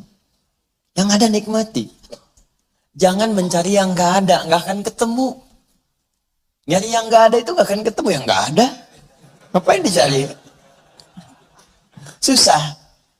Tapi memang uangnya ada, tapi membuat Anda sulit, berarti belum irsyad tuh. Walaupun itu halal. Jadi kalau orang dapat hidayah, hidupnya enak, Pak. Ya, mau berpakaian, fungsi pakaian kan menutup aurat. Yang penting aurat ketutup, nggak harus semua dibeli. Nggak harus semua dibeli. Yang paling aneh itu uangnya halal, tapi diberikan yang haram, itu yang fatal. Uangnya halal, tapi diberikan pakaian yang membuka aurat. Ngapain beli sesuatu untuk dibuka? Nggak sesuai fungsi. Fungsi pakaian itu menutup tubuh. Yang nggak ditutup cuma binatang. Makanya Anda nggak pernah lihat monyet pakai baju, saya. Monyet asli, bukan monyet peliharaan. Ya. Kambing pakai celana, kan? Ya, sapi pakai kerudung, nggak ada. Nggak ada, demi Allah saya katakan. Karena bukan fitrahnya dan kerah. Begitu dipakein baju, marah dia. Marah. Manusia karena bukan hewan, sebaliknya pakai baju, pakai pakaian supaya ditutup. Jangan dibuka. Kalau cuma dibuka nggak akan menang, binatang lebih jagoan. Ya, jangan kontes dengan hewan, nggak akan menang. Ya, jadi itu perbedaannya. Pakai buat nutup. Ini nggak punya harta yang halal, dipakai beli yang haram, ya nggak nyambung jadi. Beli, buka, udah beli, kadang disobek. Ya gimana lagi gitu. Saya bingung manusia sekarang nih. Ya, tapi kita doakan baik, insya Allah. Baik, maksudnya apa? Bisa berubah. Nanti kalau sudah dapat hidayah, pakaian pun bukan cuma sekedar koleksi. Ada lagi yang mau gini, beli juga menutup aurat, cuman bukan butuh. Pengen aja. Ada model baru, beli. Model baru, beli. Dipakai? Enggak. Dipajang aja. Lihat. Ya, ada pakaian, ada kendaraan. Buat dipajang doang. Dipakai enggak? Yang paling kasihan, kalau koleksi kendaraan itu belum bisa mengantarkan dia untuk ibadah. Itu kasihan. Coba Anda bayangkan. Kebayang enggak? Belum. Ini gini ya. Ada orang, dia sepeda nggak punya, motor aja nggak pernah mimpi, ya, apalagi kendaraan yang lain. Tapi kedua kakinya masih bisa dia gunakan untuk ke masjid. Untuk ke masjid. Jaraknya jauh dari masjid, 2 kilo, 3 kilo. Ya, kadang jalan kaki dia tempuh untuk ibadah tuh. Masya Allah. Ada orang sepeda punya, mereknya banyak. Ya. Motor dia punya. Mobil pun banyak koleksinya. Sampai yang baru-baru banyak. Jarak masjid ke rumahnya cuma 100 meter. Tapi kendaraan itu belum mampu mengantarkan dia untuk ibadah. Anda butuh kendaraan apa lagi? Ambulan. Hah? Butuh apa lagi? Tapi kalau ditanya, pengen ke surga. Surganya elit lagi, tanpa hisab, pengen cepat gitu. Ya gimana? Kita jujur aja lah gitu, jujur pada diri kita. Nah orang irsyad, kalau dapat hidayah, hidayah pertama yang Allah berikan adalah kemampuan untuk membedakan yang hak dengan yang batil, baik dengan benar, dan menggunakan baik itu sesuai aspek kebutuhannya. Itu hidayah yang pertama. Jelas ya? Nah, jadi coba petakan dari kita. Biasanya bersanding dengan ibadah. Kalau ibadahnya bagus, ini datang dengan sendirinya. Sudah. Allah sumber hidayah akan berikan pada kita. Jadi begitu kita benar ibadahnya, dengan Allah dekat seketika ini. Demi Allah saya katakan ya, hijrah yang pertama kali, jika Anda berhijrah, sekarang sedang tren kan, hijrah. Hijrah pertama kali itu, jika benar kedekatan kita dengan Allah, benar, sempurna, dalam arti sempurna itu kita berusaha benar sesuai batas kemampuan kita, dan merasa dekat dengan Allah, maka hidayah yang pertama diberikan oleh Allah yang pertama ini. Maka dia mulai akan berpikir tentang hidupnya. Akan terjadi perubahan pada hidupnya. Malam, yang tadinya begadang, nggak jelas, sekarang mulai istirahat. Tiba-tiba tahajud. Kumpul-kumpul yang nggak jelas, sekarang sudah mulai ke majelis ilmu. Bacaan-bacaan sudah berubah. Terus pola hidup jadi berganti. Yang dibutuhkan itu yang dikerjakan. Yang lain-lain jadi nggak hobi. Kaya ya, kaya. Koleksi apapun mampu. Tapi seadanya aja gitu dipakai. Ya sebutuhnya. Itu indah tuh. Satu. Dua. Ad-dilalatu bilutfin ala ma yusilu ilal bughya. Bimbingan Allah lewat hati dengan lembut. Langsung akan ada bisikan pada jiwa. Untuk menyampaikan kita pada tujuan kebenaran. Bisa menyampaikan pada yang hak, bisa mencegah dari yang mungkar. Nah, ini sering kita rasakan. Ya, gampangnya begini. Kalau kita sedang dengan azan kan, Allahu Akbar, Allahu Akbar. Terus di hati kita tuh suka ada bisikan. Ada suara.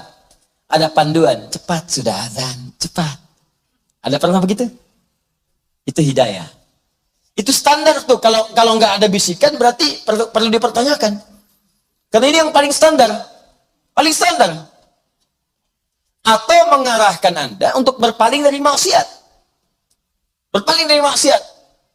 Contoh begini. Ini kan turun nanti nih, ya. Mau pulang nih. Nah, coba begitu Anda mau kenakan sendal Anda, iseng pakai yang lain dulu. Tapi jangan diterusin, tes aja. Awas, saya cuma minta ngetes. Itu yang mau keluar tes tuh. Itu.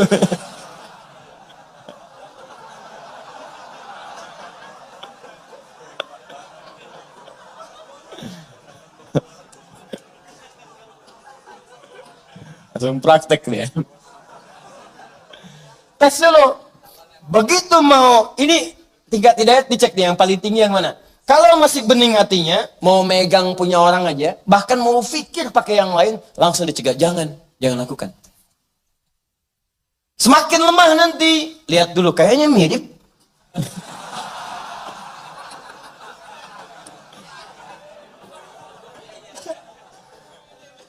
Di hati emang begitu, emang mirip, tapi bukan punya ente. Lemah lagi, mau dipakai. Sampai begitu mau dipakai, kalau pertama kali belum pernah berbuat salah, itu hatinya akan gelisah. Kamu salah, kamu salah. Sampai di mimpi pun ke bawah mimpi. Kamu salah, kamu salah. Itu yang paling datar. Ya, kalau ini banyak turunannya, nanti ada di mata, masuk ke mata, ngelihat yang salah cepat palingkan. Itu nggak benar. Ada ke tangan, mau megang, salah, palingkan. Ya, kaki mau melangkah yang salah, nggak boleh. Balik lagi. Itu hati kita itu. Itu namanya burhan. Apa namanya? Burhan. Burhan itu orang yang punya bimbingan di jiwanya untuk mengarahkan dari yang buruk kepada yang baik. Makanya Nabi Yusuf alaihissalam ketika digoda oleh seorang perempuan istri pembesar dari kerajaan pada saat itu, maka Allah katakan apa? Walaqad hammat bihi wa hamma biha laula ar-ra'a burhana rabbi. Sungguh tertarik perempuan itu pada Yusuf. Yusuf kalau nggak dapat burhan dari Allah bisa tertarik. Cuman karena beliau Nabi dan Rasul, burhannya sampai datang. Bimbing, jauhkan dari itu nggak benar. Berpaling.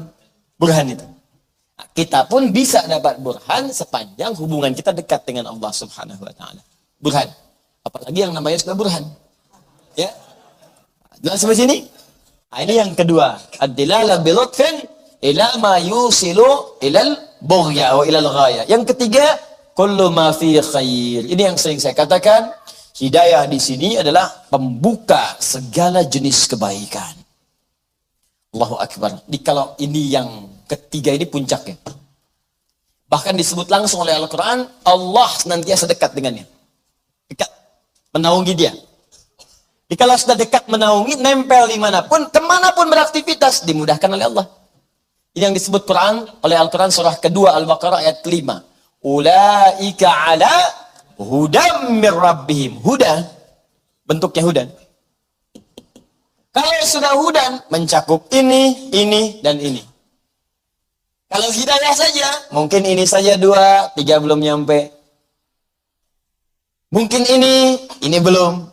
Tapi kalau sudah hudan, 1, 2, 3, dapat semua. Karena menggabungkan semua maknanya. Ada orang yang ulaika ala hudam mir rabbihim. Ada orang-orang yang mendapatkan hudan. Artinya, dapat semua ini langsung dari Allah Subhanahu wa taala mir rabbihim.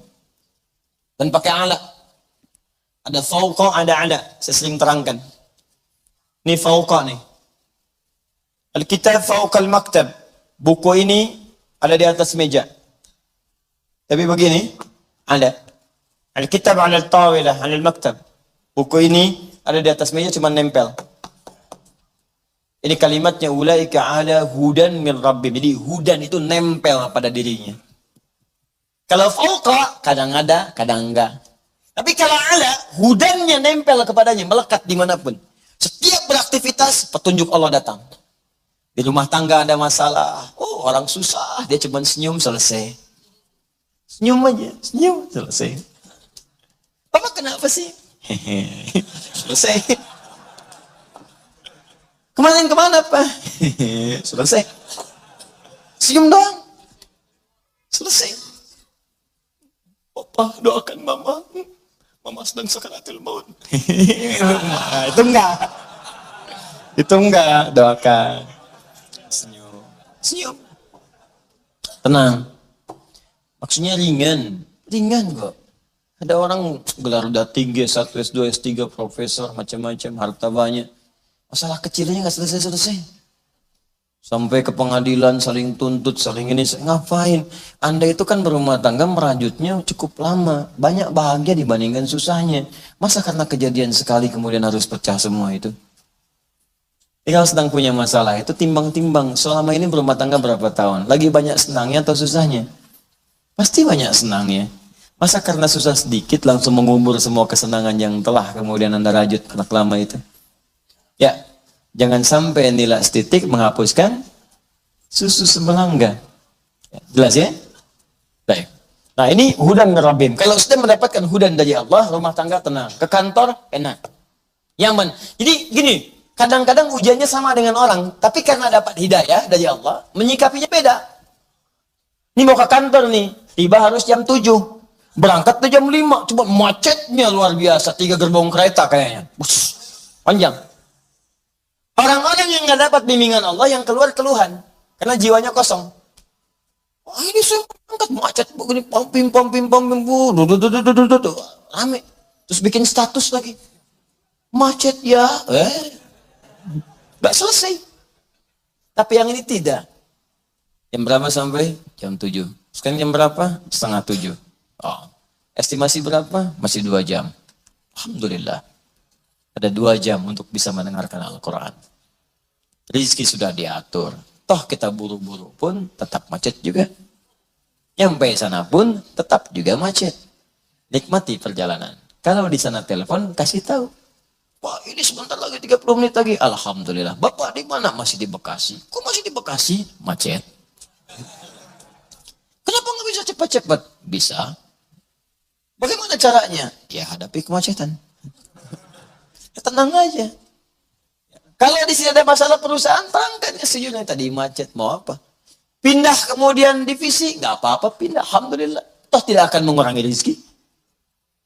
Terangkan apa ada, ya nggak usah berbohong. Sebentar lagi sampai on the way, padahal baru keluar rumah. Bilang on the way. Tuh wajah-wajah kelihatan tuh. On the way, baru keluar rumah. Buat tenangin doang. Modus tuh. Apa adanya, sampein aja. Sampein apa adanya, bismillah, sampaikan. Itu enak. Ada orang lain mengeluh, dia macet. Dan biasanya kalau sudah begitu, Allah akan timpakan kejadian yang lain yang membuat kita itu tepat mendapatkan apa yang telah kita rencanakan. Saya sering begitu ta'lim tuh. Tiba-tiba, oh ini nggak mungkin. Oh, yang paling dasar tuh dulu saya masih ingat tuh. Ya, jadi mau khutbah Jumat di Kuningan, sebentar lagi, tinggal 10 menit lagi. Teman-teman nyampe, pas di Kuningan, mobil kita yang kita kendarai itu ngambil ke bahu, ya. Kemudian masih jauh tuh, ada stop polisi melihat tuh. Ya, terus dia masuk lagi ke tengah. Saya diam aja sampingnya. Terus polisi yang ngelihat langsung menunaikan tugas. Benar nih polisi. Ya, minggir. Ya kan? Itu biasanya kan perasaan cinta terbagi 2. Bertemu dengan kekasih, yang kedua bertemu dengan polisi. Dagdikduk ini. Sopir. Ya, apa itu tanda cinta ini kan. Nah, begitu udah dekat, berhenti, tanya. Nah, ini yang jadi masalah tuh. Teman kita belum ditanya apa-apa, udah ngeluarkan SIM. Padahal pertanyaannya, mau kemana B katanya. Saya kan duduk di sampingnya, saya yang pakai jas kan, pakai peci. Nanya ke samping karena lebih sepuh dari saya, mau kemana B? Dikeluarkan kartu SIM. Ngeliatnya ke saya lagi begini, dan saya bilang, mau baju Jumat Pak, saya khotib. Oh iya, silakan katanya. Malah disuruh jalan lewat bahu, Anda bayangkan. Jadi cepat nyampe ke sana. Begitu nyampe, pas mau ke atas mimbar, pas khutbah. Nyampe. Terus saya bilang sama kawan tadi, Pak, kalau ditanya, jawab sesuai pertanyaan. Mau kemana? Jawab, mau khutbah. Ini mau ditanya kemana? Keluarin SIM. Enggak nyambung. Ini yang sering celaka. Ya, selamat pagi, 100.000 keluar. Selamat pagi. Ini penyakit nih. Kadang-kadang banyak baik jadi buruk karena dipicu oleh itu. Selamat pagi, pagi Pak. Ya, alhamdulillah. SIM ada? Ada Pak. STNK ada? Ada Pak. Tahu melanggar? Tidak tahu Pak. Anda baru melanggar lampu merah. Lihat ini? Oh, lihat Pak. Kenapa dilanggar? Saya nggak tahu, ada Bapak.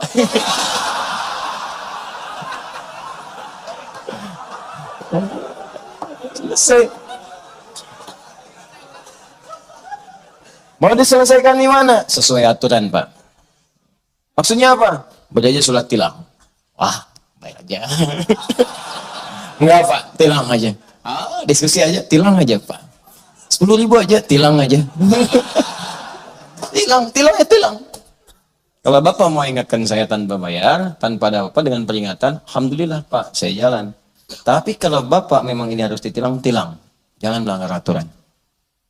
Ya, Bapak butuh, kasih tahu. Mungkin saya bisa sedekah.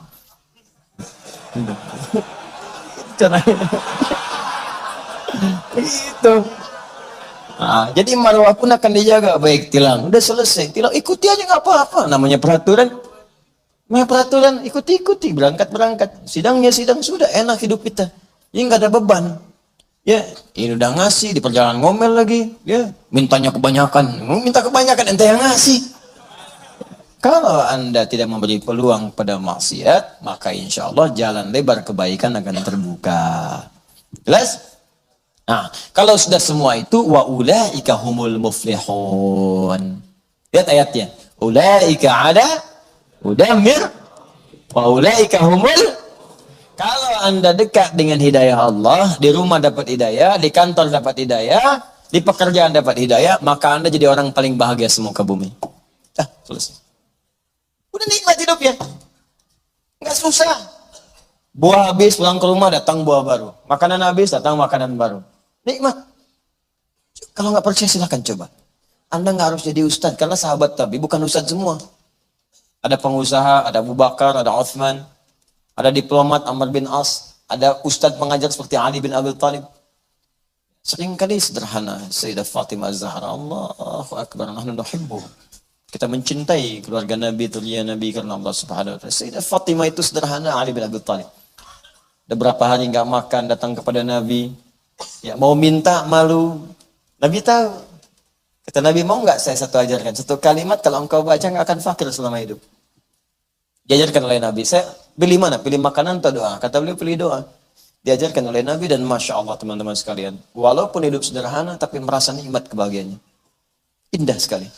Coba lihat Ashabul Kahf. Ashabul Kahfi yang kita tiap malam Jumat baca surat Al-Kahfi. Kan tinggal di gua. 309 tahun tinggal di gua. Bayangkan. Kulkas nggak ada. TV nggak ada. Gua. Gak percaya, coba datang ke gua tuh. Lihat apa yang ada di situ. Beruang bilang, ngapain kesini? Cek. Gak ada apa-apa. Tapi bisa nikmat. Tidur enak. Saking enaknya 309 tahun nggak bangun-bangun. Nikmat. Jadi kalau sudah mendapatkan hidayah Allah Subhanahu wa taala, makanya Anda baca ayatnya dengan benar. Anda akan dapatkan di situ huda. Ya, nahnu naqussu 'alaika nabahum bil haqq. Innahum fityatun amanu bi rabbihim wazidnahum hudan. Hudan disebutkan. Baca dengan benar ayatnya. Quran surah 18 ayat 13 itu. Nahnu naqussu 'alaika naba'ahum bil haqq. Kami kisahkan kisah para pemuda itu kepada kalian dengan benar. Enggak ada rekayasa di sini. Enggak ada buatan-buatan. Innahum fityatun amanu bi rabbihim. Mereka orang-orang pemuda-pemuda yang beriman kepada Allah. Iman itu kalau disebutkan tunggal berarti bersatu dengan amal soleh. Karena kalimat ini nyambung dengan amal soleh. Jadi kalau Anda beriman pasti beramal soleh. Karena itu kalau iman disebutkan, amal soleh nggak usah lagi disebutkan. Kadang disandingkan untuk latihan. Kalau sudah mantap latihannya, tinggal imannya disebutkan. Makanya si pemuda ini amalnya nggak disebutkan, imannya aja. Karena amalnya sudah nampak. Wazidnahum huda. Ketika imannya kuat, amalnya banyak, zidnahum huda. Kami tambahkan kenyamanan dari kami. Saking nikmatnya hudan dari Allah, kullu ma fi khair. Semua yang baik-baik dapat di gua itu. Bayangkan, mau makan gak usah nyari lagi. Udah ada. Tidur enak, gak ada yang bangunin, gak ada yang ganggu. Sampai bangun-bangun rambut panjang, kuku panjang gitu kan. Ya, enak, nikmat. Dimiring-miringkan kadang ke kanan, kadang ke kiri, cahaya menyinari terus di gua itu. Nikmat gitu.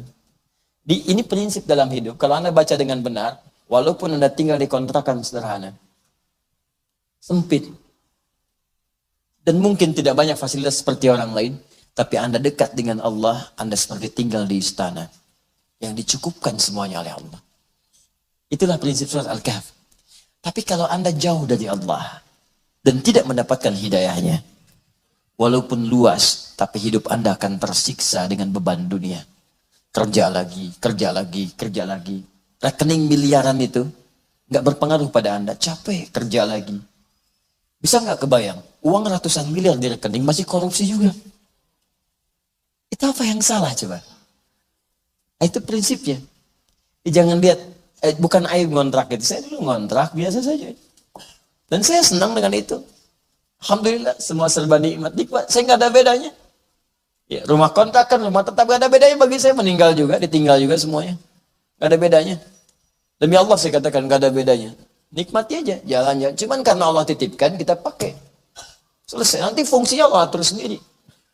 Karena Allah titipkan kendaraan. Banyak orang bilang, Ustaz punya kendaraan sekian-sekian. Saya kemarin ada orang bilang, Ustaz di kendaraannya banyak, hati-hati tuh, gini-gini. Anda salah. Anda nanya pada saya jawab. Saya nggak punya kendaraan.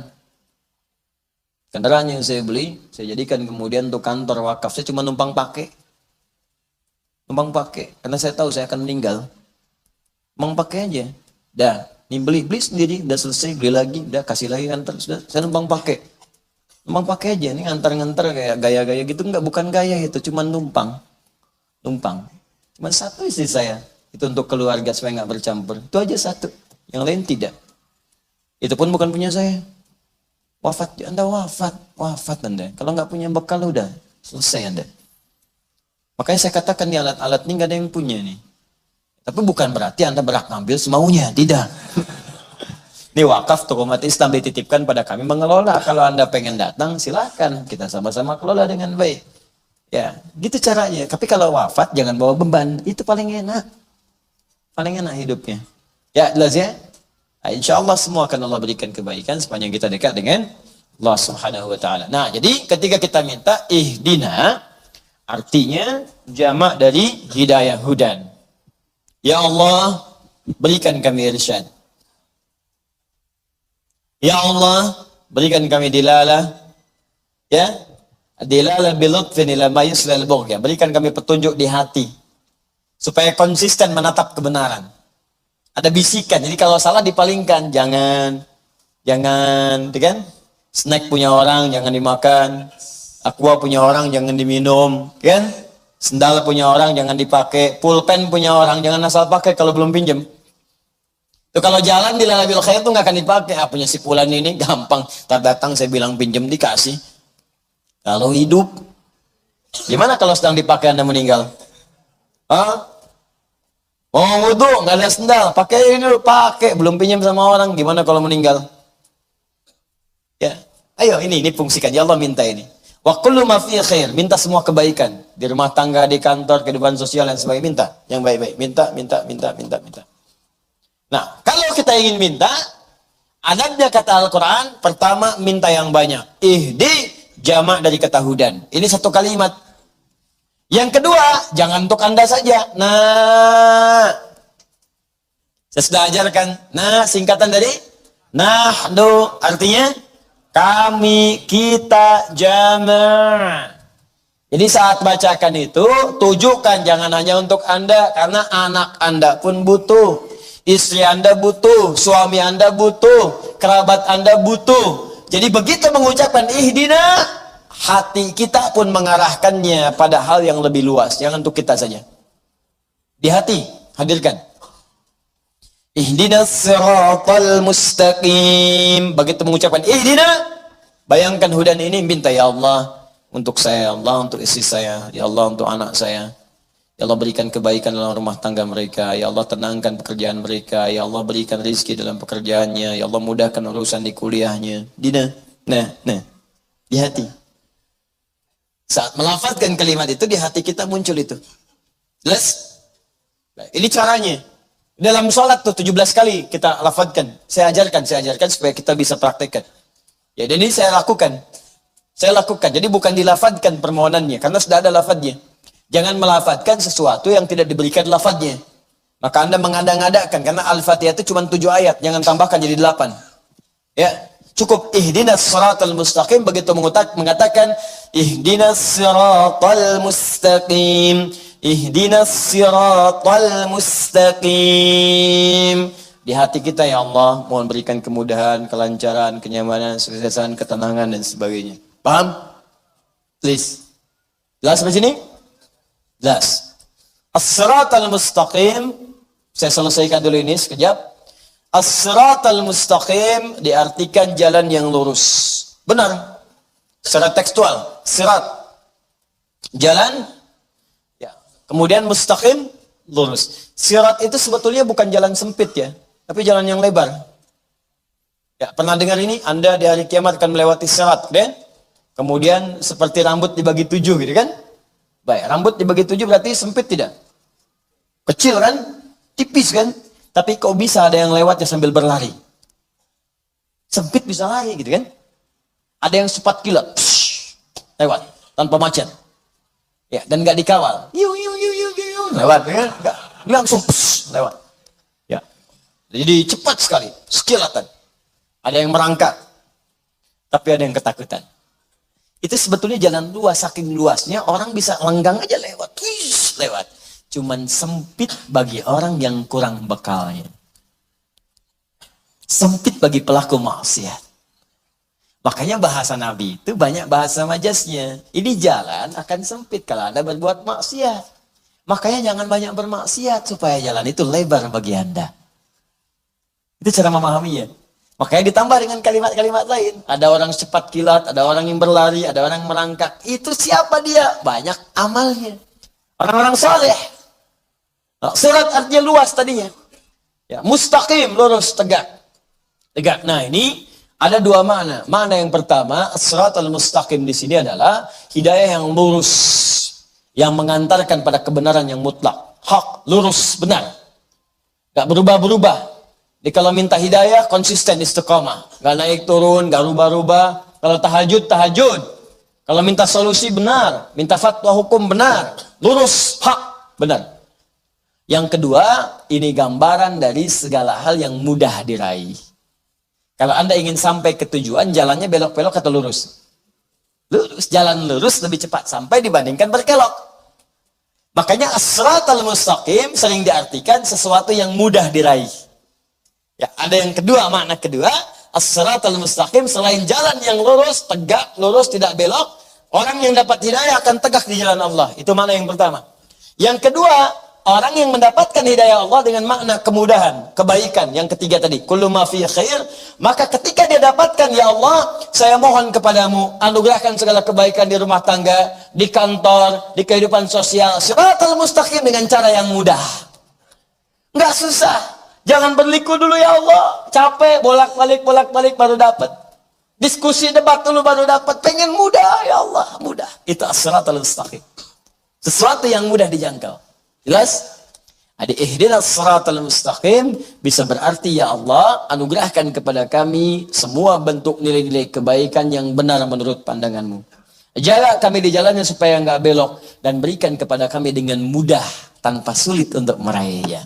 Itu kurang lebih kalimat-kalimat yang secara singkat padat mewakili makna-makna tadi. Jelas?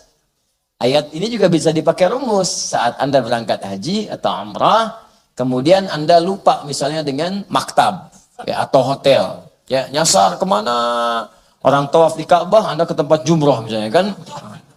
Anda di situ bingung. Ini di mana? Kan? Mau nanya, susah, nggak bisa bahasa Arab. Ketemu askar. Tunjukin aja kartunya. Datang, Pak, bilang, ihdinas siratal mustaqim. Tunjukkan saya jalan yang lurus. Tunjukin di mana, ya. Ntar askarnya jawab pakai bahasa Arab. Anda nggak ngerti. Askarnya terusin ayatnya. Siratal ladzina an'amta 'alaihim ghairil maghdubi 'alaihim waladdallin. Ikuti jalan yang ini, jangan belok-belok. Kesini bisa sesat, sini dimaki orang, ya. Baik. Nah, jadi teman-teman, itulah makna dari ihdinas siratal mustaqim seperti yang dibacakan juga di sini. Nanti ada tambahan-tambahan, ya, seperti qala Abu Hayyan fil bahri, ya. Qala Abu Hayyan al-Andalusi, seorang pakar tafsir namanya Abu Hayyan al-Andalusi, punya kitab, ya. Di dalam kitab tafsirnya ma mulakhas, beliau menyampaikan wa qad ta'ti bi ma'na at-tabyin kama fi qouli ta'ala wa amma thamud fahadainahum. Kadang-kadang hidayah bermakna penjelasan. Jadi kalau orang yang dekat dengan Allah akan diberikan jalan-jalan yang mudah untuk menjelaskan, ya. Penjelasan, keterangan-keterangan. Mau sholat, dapat keterangannya. Mau puasa, mudah jalannya. Mau bekerja, mudah jalannya. Ya. Kemudian juga kadang datang lewat orang lain. Anda berdoa, ya Allah berikan petunjuk pada saya. Anda bisa mendapatkan ustadz yang benar. Anda bisa mendapatkan kawan yang baik di kantor. Ya. Makanya ada doa dari Nabi kepada cucunya Al-Hasan. Allahumma hdina fiman hadait. Ya Allah berikan kami hidayah dan ditempatkan kami di tempat orang-orang yang dapat hidayah. Kita dapat hidayah, kemudian bertetangga dengan orang dapat hidayah, di kantor dengan orang dapat hidayah, ada juga, ya. Kemudian ada lagi makna yang lain, au bi makna al-ilham, kama fi qouli ta'ala, qala faman rabbukum ya Musa, qala rabbuna alladzi a'ta kulla syai'in khalqa tsumma hada. Di mana ilham, seperti tadi, yang kedua tadi, ya, adilala bil lutfin, ya, ila ma yusilul khair. Jadi semua bisikan yang lembut yang menyampaikan pada kebaikan. Jadi bisa datang maknanya ilham, bisa datang tabyin, bisa juga yang tadi kullu ma fi khair. Paham sampai sini? Nah, ada bagian terakhir. Yang kalau kita dapatkan ini bisa kita amalkan bukan cuma di dunia. Di akhiratnya Anda akan ditempatkan dengan 4 golongan mulia. 4 golongan ini pertama semua nabi yang pernah bertugas di bumi. Di surga tinggalnya dengan semua nabi. Kedua semua syuhada yang pernah syahid di bumi. Masya Allah. Di zaman awal sampai dengan kekinian. Yang ketiga sholihin, semua orang soleh yang pernah hidup di bumi. Ya, awas. Ini ada caranya. Walaupun nama Anda sholihin, syuhada, tapi nggak ngikutin cara ini nggak akan bertempat dengan mereka. Yang keempat, siddiqin. Siddiq. Orang-orang yang membenarkan semua ketentuan Allah yang pernah hidup di bumi. Dia orang ini kalau mau kerja, belajar, apa sih aturan Allah dalam pekerjaan, terus dia ikutin. Gak boleh riba, dia tinggalkan riba. Ya, jadi orang-orang ini kalau konsisten sampai meninggal dunia, ini tempatnya dengan semua nabi. Ya, jangan curang, dia nggak akan curang selama hidupnya. Jangan korupsi, dia nggak korupsi. Jangan dusta, dia ikutin. Dia benarkan semua aturan Allah. Di rumah tangga dia praktekkan, di kantor dia praktekkan. Mengajar dia praktekkan. Kata Allah, ikhlas. Wala tamnun tastakthir. Jangan ngajar karena berharap mendapatkan sesuatu yang lebih banyak. Karena pengen amplop. Kalau nggak ada amplop, nggak datang. Kalau nggak diberi, nggak mau hadir. Kalau nggak banyak jamaah, nggak mau datang. Jangan. Aturan diikuti, ikhlas, berusaha semampu kita. Nanti Allah berikan kecukupannya. Bismillah. Kalau Anda bisa kerjakan itu, ya teman-teman, Anda akan dikumpulkan dengan 4 golongan. Nah, bagaimana cara mendapatkan itu, teman-teman sekalian? Apa ayat yang harus dibahas? Apa yang diamalkan? Itu yang akan kita bahas di pertemuan berikutnya, di pekan yang akan datang insya Allah. Dalam ayat terakhir di surah Al-Fatihah, yaitu siratal ladzina an'amta alaihim ghairil maghdubi alaihim walad. Kenapa ditutup waladhdallin? Ghairil maghdubi alaihim waladdallin. Siapa mereka? Bagaimana cara mengenalnya? Karena itu diperkenalkan pada kita supaya tidak diikuti. Ada orang yang sudah diberi tapi ditinggalkan. Ada orang yang sudah tahu tapi tidak kemudian dikerjakan. Maka dia kemudian akan merasakan walaupun nikmat di dunia tapi sengsara sebetulnya bagi kehidupannya baik dunia ataupun akhirat. Izin saya menyampaikan informasi. Yang pertama bagi adik-adikku yang insya Allah akan berangkat ke Timur Tengah, khususnya ke Sudan dalam waktu dekat ini. Nanti insya Allah saya akan ada pengarahan untuk pembekalan. Dan saya minta kepada yang sudah berada di sana, ataupun di Al-Azhar, yang sudah kuliah di Jamiah Islamiyah di Madinah, juga di Istanbul, di Turki, Anda tolong serius, karena masyarakat menanti Anda, belajar dengan sungguh-sungguh, dan saya selalu komitmen, kalau ada yang tidak serius saya pulangkan, supaya tidak membuang waktu banyak hal di sana. Ya, dan saya berikan sekali lagi kabar gembira bahwa insya Allah kami siapkan apapun. Saya sepanjang yang saya bisa, saya lakukan dia. Insya Allah. Kalaupun tidak ada tiket, kita siapkan tiket sepanjang kita mampu. Kalau enggak ya kita share bagaimana kita bisa dapatkan. Alhamdulillah nanti sebentar lagi berangkat, siap-siap dengan baik. Yang kedua teman-teman seperti saya sampaikan dalam video yang kemarin yang telah di launching, saya ucapkan terima kasih. Kita ini alhamdulillah sedang berikhtiar membangun, itu sudah selesai marketnya. Dan itu dirancang oleh, kita tidak main-main, kita serius. Dirancang oleh nomor 10 terbaik di Asia. Desainernya itu untuk desain itu 10 hektar luasnya. Di sana kita akan kumpulkan pesantren. Ya pesantren itu levelnya melanjutkan yang di sini. Sini ada TK SD. Ini semua kurikulumnya dari Al-Quran. Jadi di sana nanti lanjut. Itu langsung nanti akan berhadapan dengan dunia nyatanya. Jadi kalau walaupun levelnya pesantren nanti ada dokter yang mengajar, ada yang bagian lainnya, ada keilmuannya sekarang dikumpulkan sekarang. Makanya kami sekarang punya kelas para ilmuwan, kelas dokter, kelas pengusaha. Nanti selain kurikulum Quran, diktasnya juga dapat. Nanti mereka akan langsung diajarkan. Jadi akan kelihatan kalau bakatnya jadi dokter, dokternya langsung ngajar nanti. Ya dengan kurikulumnya, diktasnya dapat, dokternya ngajar. Jadi begitu masuk kampus dia sudah hatam tuh pelajaran-pelajaran itu. Dan dia hafal Quran. Dia hatam 30 juz ya. Nah, nanti insya Allah di situ juga ada untuk bimbingan laboratorium Quran. sesuai dengan profesi masing-masing. Ada kerjasama nanti dengan kampus-kampus di dunia, mungkin akan bikin cabang di situ, ya juga mungkin akan tersambungkan, ya pertukaran di sana, baik dai, pelajar dan sebagainya ada. Kita 10 hektar cukup luas insya Allah. Kemudian yang paling menarik nanti insya Allah juga ada pusat Quran, kampung Quran. Kampung Quran. Nah, ini tempatnya sudah ada, tapi kami tidak infokan dulu. Sebab kalau diinfokan, nanti harga tanah naik. Spekulan datang, gitu kan? Nah, kita sama-sama saja. Ini proyek jangka panjang. Ini pembebasan 10 hektar. Dan biayanya juga cukup lumayan. Jadi kita ajak teman-teman. Dan seperti biasa, saya akan jadikan wakaf di situ. Nah, nggak akan ada punya saya. Nanti saya kumpulkan para pakar semuanya. Dan ini yang kalau kumpul, saya ajak akuntan, ada bagian keuangan, semua catat semua. Ya ada, dan kita nggak main-main, auditnya dari KAP langsung. Jadi independen, sampaikan ke publik, dapat sekian, keluar sekian, ada sekian dipakai sekian, nanti kemudian dibangun, ini kadar-kadar yang akan datang sipulan-sipulan, ininya seperti ini, masa depan seperti ini, saya akan bergabung di sana, ya, kemudian bimbing, kalau wafat yang meneruskan nanti generasi ini, dan tempatnya milik umat Islam.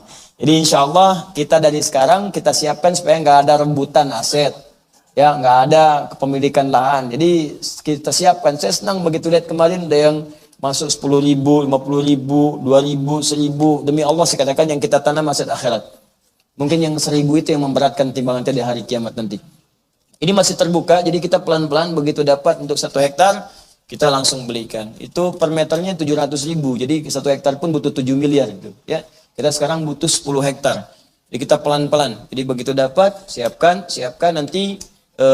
Target kita 3-4 tahun sudah jadi untuk pembangunan dengan keseluruhannya insyaallah, dan beberapa negara sudah siap untuk bisa bekerja sama, baik kampus, pendidikan, macam-macam, pokoknya kita siapkan dari sekarang ya. Kita berharap mudah-mudahan dari situ akan muncul ulama-ulama, orang-orang baik, dan insyaallah negeri kita akan terbantu kemakmurannya karena kita mengajarkan yang baik-baik ya, mengajarkan baik-baik, mengajarkan yang membangun. Jadi jangan takut, jangan khawatir insyaallah. Kalau saya mencintai bangsa ini, mencintai negara ini, karena itu saya pulang.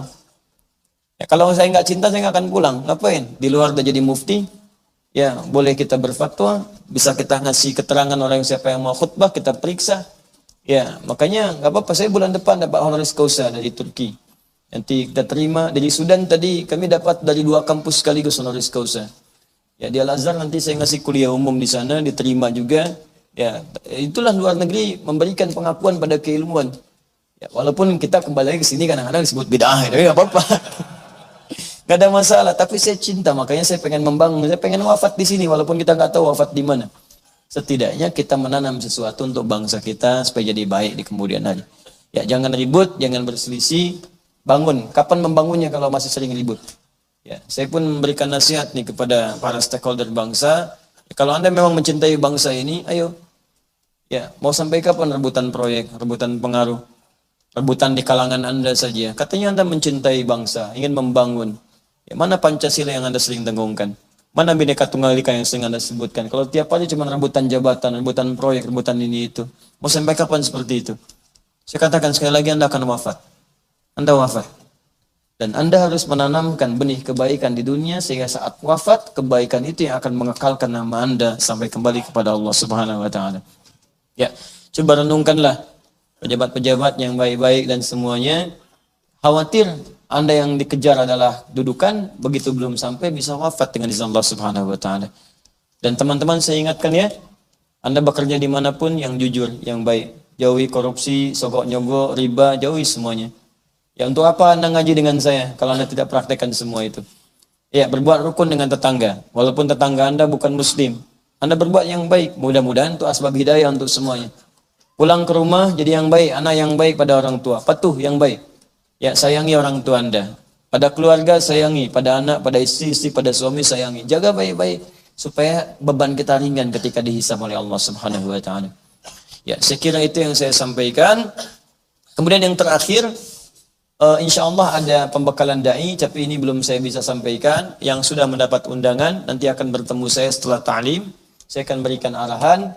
Insya Allah saya pun menyiapkan da'i-da'i khusus yang akan diberikan training. Ya, da'i ini spesial karena nanti akan dikirim juga ke pelosok-pelosok di wilayah-wilayah kita. Dan ini akan dikirim bukan cuma di sini, tapi mendapat pendidikan di luar negeri juga. Ya, supaya ilmunya bertambah, tambah luas, dan itu yang cocok dengan kebutuhan kita. Ya, insya Allah diberikan pendidikan 4 madhab, diberikan pendidikan yang luas, wawasannya dan sebagainya, sehingga sampai di sini bisa berdakwah dengan baik dan sesuai dengan kebutuhan kita di sini. Baik, saya kira itu teman-teman sekalian. Insya Allah untuk Project Islamic Center masih dibuka, itu sangat panjang sekali.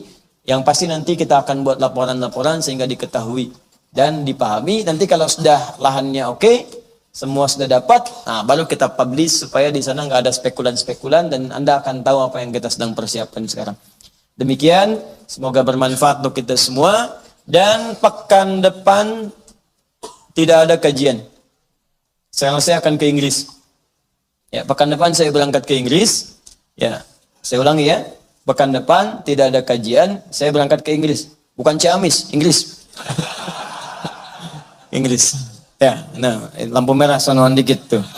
Ya, jadi mau berangkat ke Inggris sekitar 4-5 hari. Dan teman-teman yang ada di London, di Manchester, di Glasgow, nanti insya Allah kita berjumpa di sana. Ya, see you soon insya Allah. I'll be there on the 24th ya. Dan tanggal 24 sampai ke 29 ya di bulan ini. Jadi pekan depan ya kita tidak ada taklim, tapi kalau mau ke sini gak apa-apa, cuman saya nggak ada. Ya, jadi kita libur dulu dan taklimnya insya Allah nanti berlangsung dari sana kalau nanti ada streaming dan Anda bisa penuhi majlis ustadz yang lain untuk mendapatkan manfaat dari mereka. Ya. Alhamdulillahirabbil alamin arrahmanir rahim maliki yaumiddin. إياك نعبد وإياك نستعين اهدنا الصراط المستقيم اهدنا الصراط المستقيم اهدنا الصراط المستقيم صراط الذين أنعمت عليهم غير المغضوب عليهم ولا الضالين اللهم نحمدك حمدا شاكرين حمدا ناعمين حمدا يوافي نعمه ويكافي مزيده يا ربنا لك الحمد ولك الشكر كما ينبغي لجلال وجهك الكريم ولعظيم سلطانك اللهم صل وسلم وبارك على رسولك الكريم نبيك الأمين سيدنا محمد وعلى آله وصحبه أجمعين ربنا لا تدع لنا في مقامنا هذا وفي كل مقام ذنبا إلا غفرته ولا هما إلا فرجته ولا دينا إلا قضيته ولا مريضا إلا شفيته ولا حاجة من حوائج الدنيا والآخرة فيها لك رضا وفيها لنا الصلاح إلا قضيتها يا أرحم الراحمين اللهم علمنا ما ينفعنا وفقنا بما تعلمنا وفقنا لنعمل ما تعلمنا به اللهم بارك في عائلاتنا وبارك في مجتمعنا وبارك في بلادنا اللهم احفظ يا الله أمراءنا واجعلهم عدلاء واحفظ يا الله علماءنا واجعلهم مخلصين في دعوتهم يا أرحم الراحمين ربنا آتنا في الدنيا حسنة وفي الآخرة حسنة وقنا عذاب النار بفضلك سبحان ربك رب العزة عما يصفون والسلام على المرسلين سبحانك اللهم سبحانك اللهم سبحانك اللهم وبحمدك نشهد أن لا إله إلا أنت نستغفرك ونتوب إليك وآخر دعوانا أن الحمد لله رب العالمين السلام عليكم ورحمة الله وبركاته